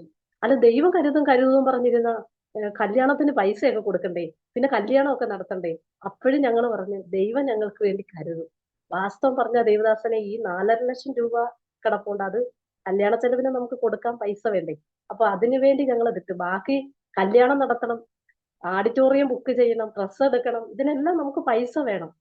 അപ്പം എന്റെ അമ്മ എന്നോട് പറഞ്ഞു, 70,000 രൂപ എന്റെ കയ്യിലുണ്ട്, വേണം ഞാൻ അതങ്ങോട്ട് വായ്പയായിട്ട് തരാം, എനിക്ക് തിരിച്ചു തന്നാൽ മതി. അപ്പൊ ഞങ്ങള് സമ്മതിച്ചു. ഞങ്ങൾക്ക് വലിയ സന്തോഷമായി, 70,000 രൂപ ഉണ്ടല്ലോ. അങ്ങനെ കല്യാണത്തിന്റെ കാര്യങ്ങളെല്ലാം ക്രമീകരിച്ചിട്ട് ഞങ്ങളിങ്ങനെ ഓരോ ഭവനത്തിലേക്ക് ഇങ്ങനെ ചെന്ന് എല്ലാരെയും വിളിക്കുക. എല്ലാരെയും വിളിച്ച് കല്യാണത്തിന്റെ കാര്യങ്ങളെല്ലാം ക്രമീകരിച്ച്. അപ്പോഴും ഞങ്ങളുടെ കയ്യിൽ പൈസ ഇല്ല. അപ്പൊ ഞങ്ങൾ രണ്ടുകൂടെ ഇങ്ങനെ വണ്ടിയിലിരുന്ന് ഈ അപ്പൊ തന്നെ ഞങ്ങളെ വിശ്വാസത്തിൽ കൊണ്ടുവന്ന ദൈവദാസൻ മണ്ണടിയിലാണ് താമസിക്കുന്നത്. ആ ദൈവദാസനെ വിളിക്കാനായിട്ട് ഞങ്ങൾ പോവുക. പോയപ്പം വണ്ടിയിലിരുന്ന് ഞങ്ങൾ രണ്ടുകൂടെ പറഞ്ഞൊരു കാര്യമുണ്ട്. ഓഹ്, നമ്മൾ എന്ത് ചെയ്യും പൈസക്കൊക്കെ? നമ്മളിനി ആരോട് ചോദിക്കും? എങ്ങനെ? അപ്പൊ ആ ദൈവം നടത്തുമെന്നൊക്കെ ഞങ്ങളിങ്ങനെ പരസ്പരം സംസാരിച്ചുകൊണ്ട് പോവുക. അവിടെ ചെന്ന് ദൈവദാസൻ ഫസ്റ്റിലെ ഞങ്ങളെ കണ്ടിട്ട് പറയാ, നിങ്ങൾ രണ്ടുപേരുടെ വണ്ടിയിലിരുന്ന് സംസാരിച്ച ഒരു കാര്യമുണ്ടല്ലോ, അത് ദൈവം പറഞ്ഞു നോക്കിക്കോളാമെന്ന് ഞങ്ങൾക്ക് തരുന്ന ദൂതാ അത്. ഫസ്റ്റ് ഞങ്ങളൊന്നും പറഞ്ഞില്ല. ഞങ്ങൾ ചെന്നിട്ട് പറഞ്ഞു, പാസ്റ്ററെ, ഞങ്ങളുടെ പിള്ളേരുടെ രണ്ടുപേരുടെയും കല്യാണോ, പാസ്റ്റർ ഭയങ്കര സന്തോഷം, ഭയങ്കര മിറക്കിളായി പോയല്ലോ എന്ന് പറഞ്ഞ് സന്തോഷിക്കുക. അപ്പൊ തന്നെ പാസ്റ്റർ ഞങ്ങളോട് പറയാം, നിങ്ങൾ രണ്ടുപേരും വണ്ടി വെച്ച് സംസാരിച്ചതേ അത് ദൈവം കരുതിക്കൊള്ളൂ. ഞങ്ങൾക്ക് ഭയങ്കര സന്തോഷമായി. ഞങ്ങൾ മടങ്ങി വന്ന് കല്യാണത്തിന്റെ കാര്യങ്ങളെല്ലാം ക്രമീകരിക്കുന്നതിന്റെ ഒരു 2 ദിവസം മുമ്പ് ദേവദാസനെ അത്ഭുതങ്ങളുടെ വഴി ഞങ്ങളുടെ ജീവിതത്തിൽ ഇടപെടുവാനിടയായി തീർന്നു. ഞങ്ങൾ ഒരിക്കലും പ്രതീക്ഷിച്ചില്ല ഇത്രയും വലിയൊരു നന്മ ഞങ്ങൾക്ക് ലഭിക്കുമെന്ന്. കാരണം ഒരിക്കലും ഒരു മനുഷ്യന്റെ ഹൃദയത്തിൽ വചനം പറഞ്ഞ തോന്നിയിട്ടില്ലാത്ത വഴി ഒരുക്കുമെന്ന് പറഞ്ഞാൽ ഒരു മനുഷ്യന്റെ ഹൃദയത്തിലും തോന്നിയിട്ടില്ലാത്ത നിലയിൽ ദൈവം അത്ഭുതം ചെയ്യുവാനിടയായി തീർന്നു. അതിനുള്ള സാമ്പത്തികപരമായ എല്ലാ നന്മകളും ഞങ്ങൾക്ക് ഒരുക്കി. ഭയങ്കര അനുഗ്രഹിക്കപ്പെട്ട നിലയിലൊരു വിവാഹ എൻഗേജ്മെന്റ്. അത് എൻഗേജ്മെന്റ് ആണോ കല്യാണം ആണോ എന്ന് ആൾക്കാർക്ക് തിരിച്ചറിയാൻ വയ്യ. കാരണം കർത്താവിന്റെ ദാസനും ഞാനും ആത്മീയമായ അനുഭവങ്ങളിൽ കുറച്ച് കോണ്ടാക്ട് ഒക്കെ ഉള്ളത് കൊണ്ട് ഒരുപാട് ദൈവദാസന്മാർ, ഏകദേശം ഞങ്ങളുടെ സെന്ററിൽ തന്നെ ദൈവദാസന്മാരും പുറത്തുള്ള ഒരു 80 ദൈവദാസന്മാരോളം ആ ശുശ്രൂഷയിൽ താഴെ തന്നെ ഇരിക്കാനുണ്ടായിരുന്നു. അങ്ങനെയുള്ള ഒരു ക്രമീകരണം, അതിന്റെ എല്ലാ സജ്ജീകരണങ്ങളും കണ്ടിട്ട് ഞങ്ങളുടെ ബന്ധുമിത്രാദികളെ ചോദിച്ച്, അതുവരെ ഞങ്ങളെ നിന്ദിച്ചുകൊണ്ടിരുന്നവരാ, അപ്പച്ചന്റെ ആൾക്കാരും ഒക്കെ, അവൻ ബന്ധക്കോസി പോയി എന്ന് പറഞ്ഞ് കളിയാക്കിക്കൊണ്ടിരുന്ന ആൾക്കാര്, മാതാപിതാക്കൾ പറയുന്ന കേട്ട് ഞങ്ങളോട് മിണ്ടാതിരുന്ന പ്രിയപ്പെട്ടവരുണ്ട്, ഞങ്ങളെ കല്യാണത്തിന് വിളിക്കാതിരുന്നവരുണ്ട്. അവരെല്ലാം ഈ സ്റ്റേജിൽ വന്നിട്ട് ഞങ്ങളോട് പറഞ്ഞൊരു കാര്യമുണ്ട്, നീ പെന്തക്കോസി പോയത് കൊണ്ടാ ഇത് അല്പം നടന്നത്. കാരണം ഒരു വലിയ ധനവാന്റെ മക്കളുടെ വിവാഹം നടക്കുന്നതിനെക്കാട്ടി ഭയങ്കര അറേഞ്ച്മെന്റില് അവിടെ വിവാഹം നടക്കുവാനിടയായി തീർന്നു. സഭക്കാര് വന്നിട്ട് സഭക്കാരും സാക്ഷി പറയുക. സഭക്കാരിലെ അവിടുത്തെ ഏറ്റവും മുതിർന്ന ഒരു അങ്കിളുണ്ട്. അങ്കിള് പറഞ്ഞു, ഞാന് പിറ്റേ ഞായറാഴ്ച സാക്ഷി പറഞ്ഞത് അങ്കിള്, ഞാന് വിചാരിച്ച് പാസ്റ്റർക്കൊന്നും ആരും ഇല്ല, ഇതെന്തോ ഈ കല്യാണം എന്തായിരിക്കും എന്നൊക്കെ ഞാൻ രാവിലെ അവിടെ വന്നപ്പോ ചിന്തിച്ച്. പക്ഷേ ഒരു 11:30 കഴിഞ്ഞപ്പോ എനിക്ക് അത്ഭുതം തോന്നുവാനിടയായി. കാരണം അവിടെ വണ്ടിയുടെ സ്ഥലമില്ല. ഇത്രയും വില കൂടിയ വണ്ടികള്, ഇത്രയും ആൾക്കാര്, ഇത്രയും ദൈവദാസന്മാര്, എന്തോ അറേഞ്ച്മെന്റാ, ഞങ്ങൾ ഇതുപോലൊരു കല്യാണം കണ്ടിട്ടില്ല എന്ന് ഞങ്ങളോട് പറയാനിടയായി. അത്രയ്ക്ക് വലിയ അനുഭവത്തില് ആ എൻഗേജ്മെന്റ് നടക്കാനിടയായി. അപ്പൊ തൃശ്ശൂർ ഭവനത്തിൽ നിന്നും ബന്ധുമിത്രാദികൾ വന്നിട്ട് പിന്നീട് അവിടുത്തെ മമ്മിയോട് പറയാനിടയായി തീർന്നു, എന്തോ കല്യാണമായിരുന്നു, ഇത്രയും വലിയ സാമ്പത്തികമുള്ള ഒരു ദൈവദാസന്റെ മക്കളാണോ അവരെന്ന് ചോദിക്കാനിടയായി. കാരണം അത്ര നിലയിലുള്ള ഒരു വിവാഹത്തിന്റെ എൻഗേജ്മെന്റ് അവിടെ നടത്തുവാനിടയായി തീർന്നു. കാരണം അത് ഭയങ്കര ഒരു മിറക്കിള് ദൈവം അവിടെ ചെയ്യാനിടയായി തീർന്നു. പിന്നീട് കല്യാണത്തിന്റെ കാര്യങ്ങളെല്ലാം വളരെ അനുഗ്രഹിക്കപ്പെട്ട നിലയിൽ നടന്ന് എല്ലാ കാര്യങ്ങളിലും ദൈവത്തിന്റെ വലിയ അത്ഭുത പ്രവൃത്തി വെളിപ്പെടുവാനിടയായി തീർന്നു. ഈ ദേശക്കാരെല്ലാം പറഞ്ഞു, സഭക്കാരുൾപ്പെടെ പറഞ്ഞു, ഞങ്ങൾ അന്നേ പറഞ്ഞതാ, ഇവർക്ക് അമേരിക്കയെന്നോ ആസ്ട്രേലിയന്നോ എവിടുന്നൊക്കെ സാമ്പത്തികം കിട്ടുന്നുണ്ട്, അതുകൊണ്ടാണ് ഇവര് ഈ കാര്യങ്ങളെല്ലാം ചെയ്തതെന്ന് പറയാനിടയായി. ദൈവദാസനെ അതിനുശേഷം, കല്യാണത്തിന് ശേഷം ഞാൻ പറഞ്ഞതെല്ലാം ദൈവം ചെയ്ത അത്ഭുതങ്ങളുടെ വഴികളാ. ഞങ്ങൾ ദൈവത്തോട് പറഞ്ഞു, കർത്താവെ, ഞങ്ങൾക്കൊരു 4 വീലർ വാഹനം തരണമേ. കാരണം ഈ കുഞ്ഞുങ്ങളെയൊക്കെ ഇത്ര ദൂരെ കൊണ്ട് വിവാഹം കഴിച്ച് അപ്പൊ ഇവരെ ഒന്ന് കാണാൻ പോവാൻ ഒരു 4 വീലർ വാഹനം ഞങ്ങൾക്ക് തരണമേന്ന്. അപ്പൊ പലപ്പോഴും ഞങ്ങൾ നമുക്കൊരു സെക്കൻഡ് ഹാൻഡ് എങ്കിലും എടുക്കാമായിരുന്നു എന്നൊക്കെ ഞങ്ങൾ ചിന്തിച്ചു. പക്ഷെ അത്ഭുതം എന്ന് പറയട്ടെ ദേവദാസനെ, സെക്കൻഡ് ഹാൻഡ് അല്ല, പുതിയ വാഹനം തന്നെ, ആൾട്ടോ കാറ് തന്നെ ഞങ്ങൾക്ക് എടുക്കാൻ ഇടയായി തീർന്നു. അപ്പൊ അതിനുശേഷം ബന്ധുമിത്രാദികളും ചാർച്ചക്കാർ കൂടുതൽ പറയാനിടയായി തീർന്നു. കാരണം പെട്ടെന്ന് പെട്ടെന്ന് 2 പിള്ളേരെ BS നേഴ്സ് പഠിപ്പിച്ചു. പഠിച്ചിറങ്ങിയ ഉടനെ അവിടെ വിവാഹം കഴിച്ചു. വിവാഹം കഴിച്ച് 6 മാസം കഴിഞ്ഞതിന് മുമ്പത്തെ പുതിയ വാഹനം എടുത്തു. അപ്പൊ ഇവർക്ക് ഇഷ്ടം പോലെ നന്മയുണ്ട്. പക്ഷെ ദൈവത്തിന്റെ അത്ഭുതകരമായ വഴിയിലൂടെ ദൈവം ഞങ്ങളെ നടത്തുവാനിടയായി തീർന്നു. ദൈവത്തിന്റെ കരുണയാലെ ഞങ്ങളുടെ കുഞ്ഞുങ്ങളെ ദൈവം അതിശയകരമായി മാനിക്കാനിടയായി തീർന്നു.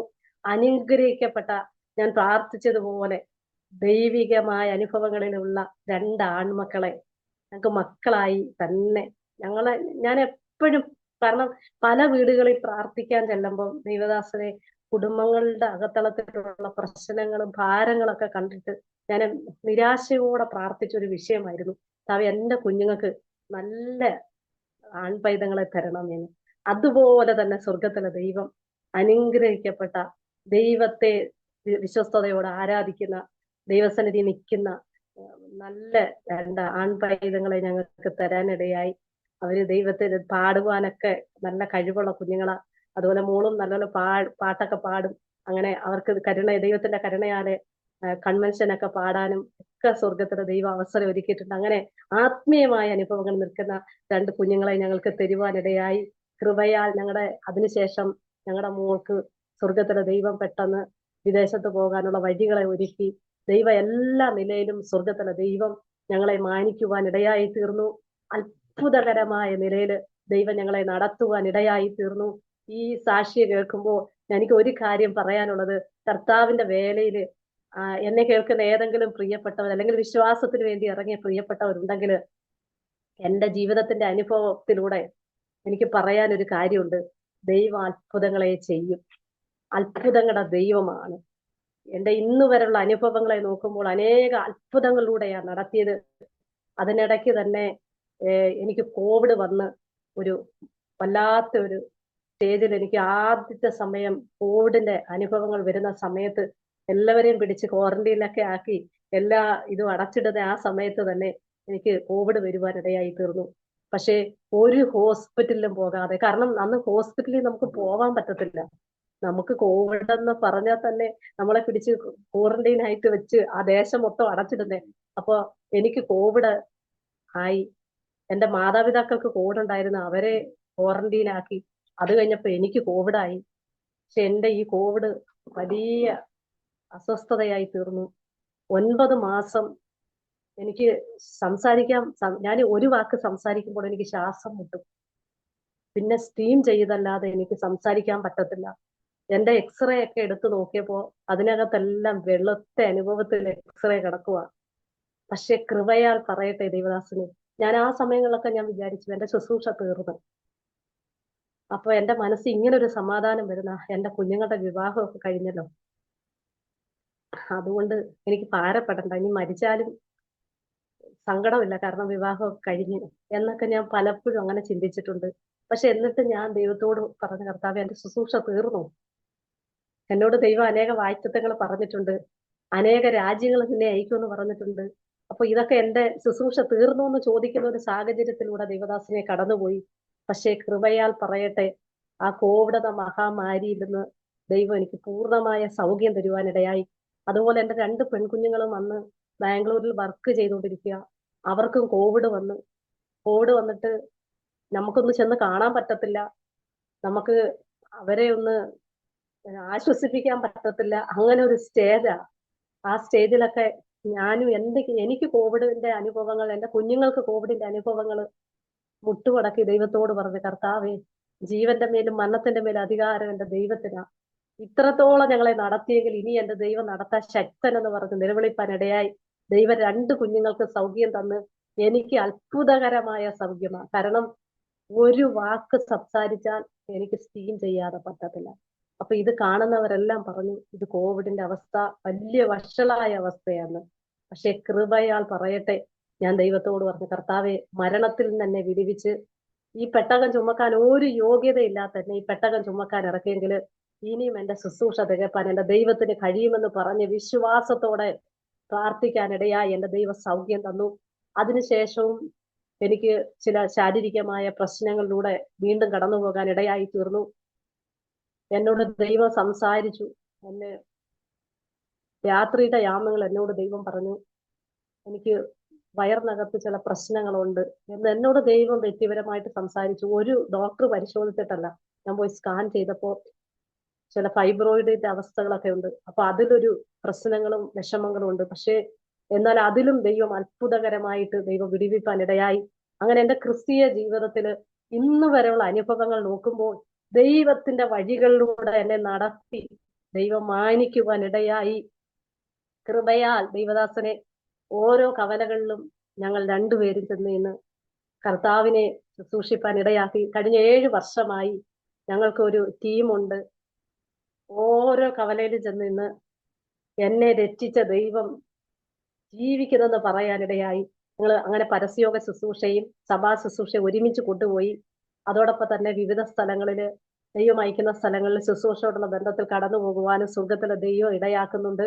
ദൈവത്തിന്റെ വലിയ നടത്തിപ്പ് ഞങ്ങളുടെ ജീവിതത്തിൽ ഓരോ നിമിഷം ഇന്ന് വരെ ദൈവം നടത്തിക്കൊണ്ടിരിക്കുന്നു. പ്രത്യേകിച്ച് പ്രാർത്ഥിക്കണം. പരസ്യയോഗങ്ങളിൽ കടന്നു പോയപ്പോൾ വിവിധ പ്രശ്നങ്ങളുണ്ട്. നമുക്കറിയാം, ഈ കാലഘട്ടത്തിൽ സുവിശേഷം പറയാൻ വിവിധമായ പ്രതിസന്ധികളുണ്ട്. കഴിഞ്ഞ ദിവസവും ഞങ്ങൾക്കെതിരെ വലിയ ഒരു കേസ് ഉണ്ടാകാൻ ഇടയായി തീർന്നു. എന്നാൽ അതിലൊക്കെ ദൈവത്തിന്റെ കരുതലുണ്ടായി. അപ്പൊ സുവിശേഷം പറയുമ്പോൾ തന്നെ വലിയ പ്രതികൂലങ്ങളുണ്ട്, പ്രതിസന്ധികളുണ്ട്. പല സ്ഥലത്തും പലരും ആക്രമിക്കാനും ഒക്കെ വരുന്ന സാഹചര്യമുണ്ട്. പക്ഷെ എല്ലാ സ്ഥലത്തും ചെന്ന് നിന്ന് ഓരോ കവലകളും നിന്ന് കർത്താവായ യേശു ക്രിസ്തുവിനെ കുറിച്ച് പറയാൻ കുടുംബമായിട്ട് ദൈവം ഇടയാക്കി. ഞങ്ങളുടെ ജീവിതത്തിൽ ചെയ്ത ഏറ്റവും വലിയ അത്ഭുതം, ഞങ്ങൾക്ക് ഒരുമിച്ച് രക്ഷിക്കപ്പെട്ട്, ഒരുമിച്ച് സ്നാനപ്പെട്ട്, ഒരുമിച്ച് കർത്താവിനെ ഉയർത്താൻ ദൈവം ഇന്ന് വരെ ഇടയാക്കി. അതുപോലെ ഞങ്ങളുടെ കുഞ്ഞുങ്ങളുടെ ജീവിതത്തിലും ദൈവം ചെയ്ത അത്ഭുതം, അവര് ഒരുമിച്ച് ഒരേ സ്കൂളിൽ പഠിച്ചു, ഒരേ സ്കൂളില് പിന്നെ +2 ഒരേ സ്കൂളിൽ പഠിച്ചു, ഒരേ കോളേജില് BSc നേഴ്സിംഗ് പഠിച്ചു, ഒരേ വീട്ടില് രണ്ടുപേർക്കും ഒരുമിച്ച് വിവാഹിതരായി ചെല്ലുവാനിടയായി. ദൈവത്തിന്റെ വലിയ കരുതൽ ഓരോ നിമിഷവും ദൈവം നൽകിക്കൊണ്ടിരിക്കുന്നു. ദൈവത്തിന്റെ അത്ഭുതങ്ങളിലൂടെയാണ് ദൈവം നടത്തിയത്. ഇനിയും നടത്തുവാൻ എല്ലാ പ്രേക്ഷകരുടെയും പ്രാർത്ഥനയെ ചോദിക്കുകയാണ്. ദൈവം ധാരാളമായി എല്ലാവരെയും സഹായിക്കട്ടെ. ഈ ആരോമ TV-യിൽ കടന്നു വന്ന് അനുഭവസാക്ഷി പറയുവാൻ ദൈവം എന്നെ സഹായിച്ചു. ഇത് കേട്ട പ്രേക്ഷകർക്കും ഇതൊരു വലിയ വിടുതലായി തീരുമെന്ന് ഞാൻ വിശ്വസിക്കുന്നു. കാരണം അത്ഭുതങ്ങളുടെ വഴിത്താരകളിലൂടെ ദൈവം നടത്തുവാൻ ഇടയായി തീരുമെന്ന് ഞാൻ പൂർണ്ണമായിട്ട് വിശ്വസിക്കുന്നു. എന്നെ കേൾക്കുന്ന ഏതെങ്കിലും പ്രിയപ്പെട്ടവര് നിരാശയോടോ വേദനയോടോ ഭാരത്തോടാണ് കേൾക്കുന്നതെങ്കിൽ, നാം സേവിക്കുന്ന ദൈവം ജീവിക്കുന്ന ദൈവമാണ്. സമ്പന്നനായ ദൈവത്തെയാണ് നാം സേവിക്കുന്നത്. ബലവാനായ ദൈവത്തെയാണ് നാം മറ്റുള്ളവരുടെ നടുവിൽ തലകുനിയുവാൻ ദൈവം അനുവദിക്കത്തില്ല. മറ്റ് പ്രിയപ്പെട്ടവരുടെ നടുവിൽ ലജ്ജിപ്പാൻ ദൈവം അനുവദിക്കത്തില്ല. ദൈവം നമ്മെ നടത്തുവാൻ ഇടയായി തീരട്ടെ. കടന്നു വന്ന അനുഭവസാക്ഷി പറയുവാൻ സ്വർഗത്തിലെ ദൈവം എന്നെ ഇടയാക്കി. കേട്ടുകൊണ്ടിരുന്ന എല്ലാ ആരോമ TV-യിലെ പ്രേക്ഷകർക്കും ഇതിന് അവസരം ഒരുക്കിയ ആരോമ TV-യിലെ കർത്താവിന്റെ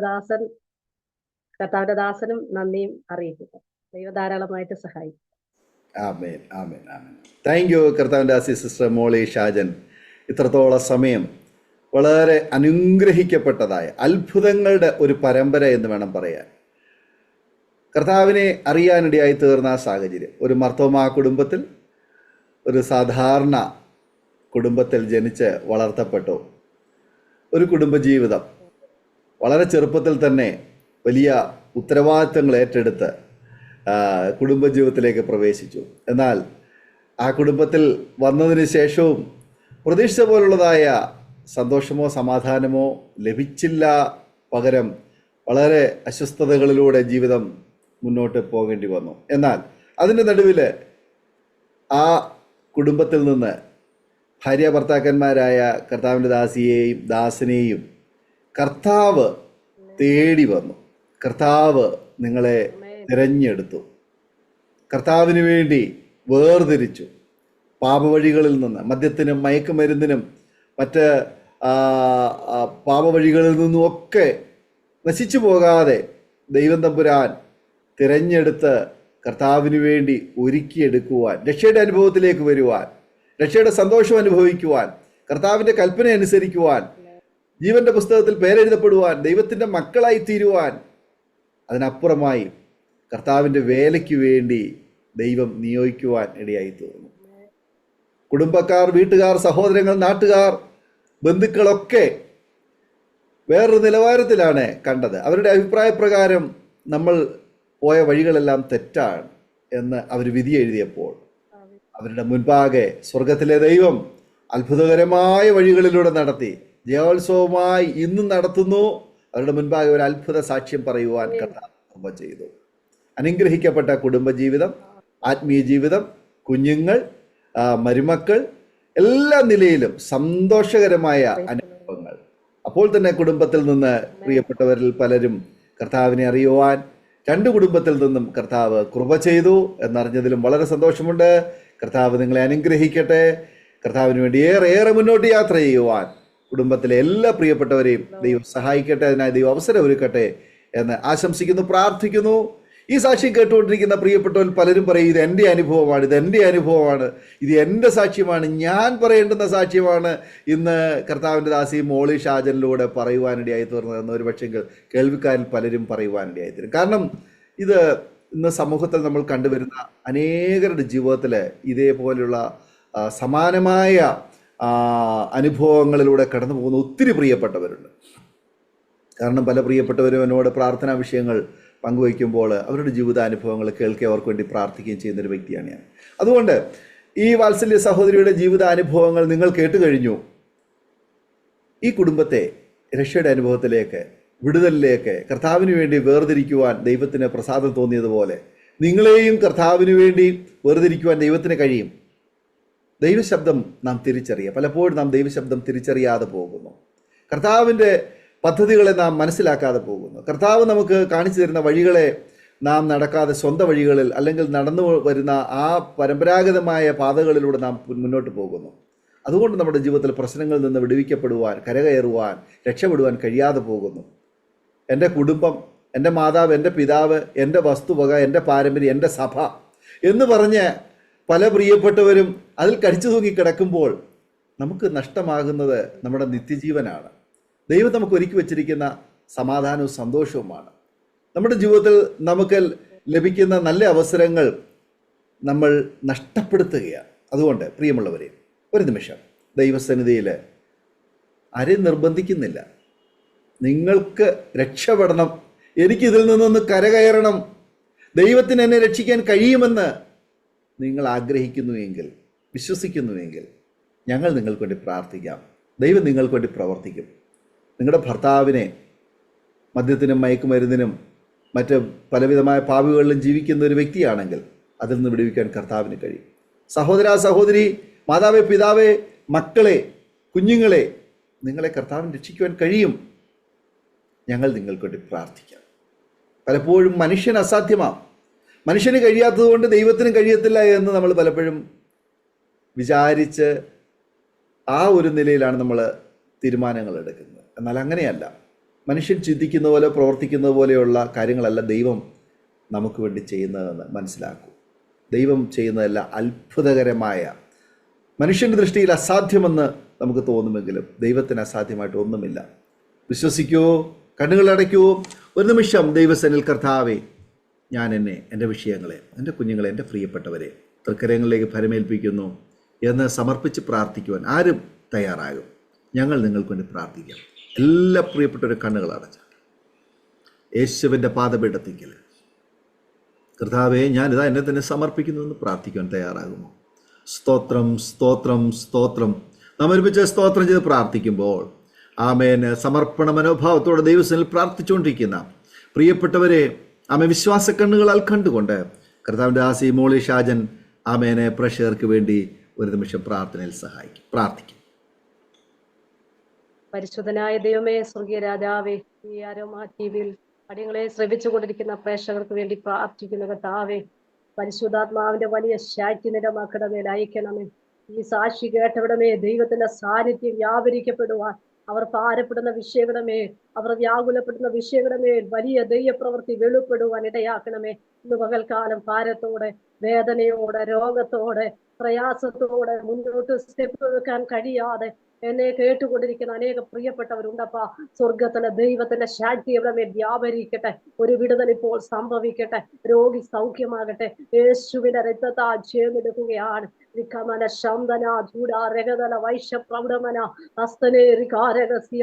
ഈ നിമിഷം കർത്താവേ, അടിയൻ പ്രാർത്ഥിക്കുമ്പോൾ തന്നെ ചില ജീവിതകടമേ, കുടുംബകടമേ വലിയ വ്യത്യാസം സംഭവിക്കുവാൻ, അവരുടെ വിശ്വാസത്തിന് അവർ ഉറപ്പ് പ്രാപിക്കുവാൻ, വിളിച്ച ദൈവം വിശ്വസ്തനെന്ന് പറയുവാൻ പരിശുദ്ധാത്മാവരെ ഒരുക്കുമാറാകണമെന്ന് പ്രാർത്ഥിക്കുന്നു കർത്താവേ. എല്ലാ പ്രേക്ഷകരെ ഞങ്ങൾ അനുഗ്രഹിച്ചു പ്രാർത്ഥിക്കുന്നു കർത്താവേ. പ്രത്യേകിച്ച് കർത്താവെ, ചാനൽ നടത്തുന്ന കർത്താവിന്റെ ദാസനെ, കുടുംബത്തെ, തന്റെ ശുശ്രൂഷകളെയും അനുഗ്രഹിച്ചു പ്രാർത്ഥിക്കുന്നു.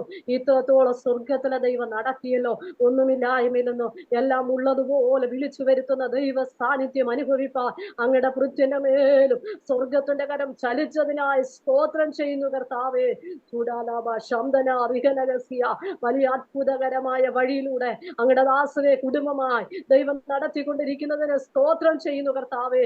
ഇന്ന് പകൽക്കാലം ഈ കർത്താവെ പ്രാർത്ഥന ചില കുടുംബങ്ങളുടെ അകത്തളത്തിൽ നാളുകളായി ഭാരപ്പെടുന്ന വിഷയങ്ങൾക്ക് മറുപടിയായി തീരട്ടെ. യേശുവിന്റെ നാമത്തിൽ ഞങ്ങളെ അവരെ അനുഗ്രഹിച്ചു പ്രാർത്ഥിക്കുന്നപ്പാ. കർത്താവ് വിടുവിച്ചതിന് സ്തോത്രം, പ്രാർത്ഥന കേട്ടതിന് സ്തോത്രം. ഞങ്ങൾക്ക് ആജീവത്തെ യേശുപ്പത്തിന്റെ നാമത്തിൽ തന്നെ. ആമേൻ, ആമേൻ, ആമേൻ, ആമേൻ. വളരെ നന്ദി കർത്താവിന്റെ ആസി സിസ്റ്റർ മോളി ഷാജിന് ഇത്രത്തോളം സമയം അനുഗ്രഹിക്കപ്പെട്ട ജീവിതാനുഭവവും സാക്ഷ്യവും ദൈവം നടത്തിയ അത്ഭുതകരമായ വഴികളെയും കുറിച്ച് അരോമ ടിവിയുടെ പ്രേക്ഷകരോടൊപ്പം പങ്കുവയ്ക്കുവാൻ സമയം വേർതിരിച്ചതിനെ കർത്താവിൻ്റെ ദാസിയുള്ളതായ നന്ദി സ്നേഹം അറിയിക്കുന്നു. ദൈവമായ കർത്താവ് ധാരാളമായി കർത്താവിൻ്റെ ദാസിയെയും കുടുംബത്തെയും കുഞ്ഞുങ്ങളെയും ശുശ്രൂഷ മണ്ഡലങ്ങളെയും ദൈവം അനുഗ്രഹിക്കട്ടെ എന്ന് ആശംസിക്കുന്നു, പ്രാർത്ഥിക്കുന്നു. അതുപോലെ തന്നെ ഞങ്ങളെ കേട്ടുകൊണ്ടിരുന്ന മാന്യപ്രേക്ഷകരുള്ളതായ നന്ദി സ്നേഹവും ഞങ്ങൾ അറിയിക്കുന്നു. തീർച്ചയായിട്ടും നിങ്ങൾക്ക് ഈ സാക്ഷ്യം അനുഗ്രഹമായി തീർന്നു എന്ന് തോന്നുന്നുവെങ്കിൽ തീർച്ചയായിട്ടും നിങ്ങളുടെ പ്രിയപ്പെട്ടവർക്ക്, സുഹൃത്തുക്കൾ കൂടി ഷെയർ ചെയ്ത് കൊടുക്കൂ. അവരും കേൾക്കട്ടെ, അനുഗ്രഹിക്കപ്പെട്ടതിലൂടെ ദൈവനാമം മഹിമപ്പെടുവാനിടയായിത്തീരും. മാത്രമല്ല നിങ്ങളുടെ വലിയേറെ അഭിപ്രായങ്ങളും നിർദ്ദേശങ്ങളും കമൻറ്റ് ബോക്സിൽ രേഖപ്പെടുത്താവുന്നതാണ്. അതുപോലെ തന്നെ നിങ്ങൾക്കൊരു പ്രാർത്ഥനാ വിഷയമുണ്ടെങ്കിൽ ഞങ്ങളുമായി പങ്കിടുന്നതിന് നിങ്ങൾക്കുള്ള അവസരമുണ്ട്. സ്ക്രീനിൽ കാണുന്ന വാട്സപ്പ് നമ്പറിൽ ഇന്ന് തന്നെ ഞങ്ങളെ വോയിസ് മെസ്സേജായോ ടെക്സ്റ്റ് മെസ്സേജായിട്ടോ വിവരം അറിയിക്കൂ. ഞങ്ങൾ നിങ്ങൾക്ക് വേണ്ടി പ്രാർത്ഥിക്കുക. മാത്രമല്ല ഞങ്ങളുടെ പ്രാർത്ഥനാ കൂട്ടായ്മയിൽ നിങ്ങൾ പങ്കുചേരാൻ ആഗ്രഹിക്കുന്നെങ്കിൽ ഈ നമ്പറിൽ വാട്സപ്പിൽ മെസ്സേജ് അയക്കൂ. ഞങ്ങൾ നിങ്ങൾക്ക് വേണ്ടി പ്രത്യേക പ്രാർത്ഥനാ കൂട്ടായ്മകൾ ക്രമീകരിക്കുന്നതായിരിക്കും. അതിനായി നമ്മെ കർത്താവ് സഹായിക്കുമാറായിട്ട്. അടുത്ത അനുഗ്രഹിക്കപ്പെട്ട ഒരു സാക്ഷ്യവുമായി വീണ്ടും കാണുമ്പോഴേയും എല്ലാ പ്രിയപ്പെട്ടവർക്കും good bye. God bless you all.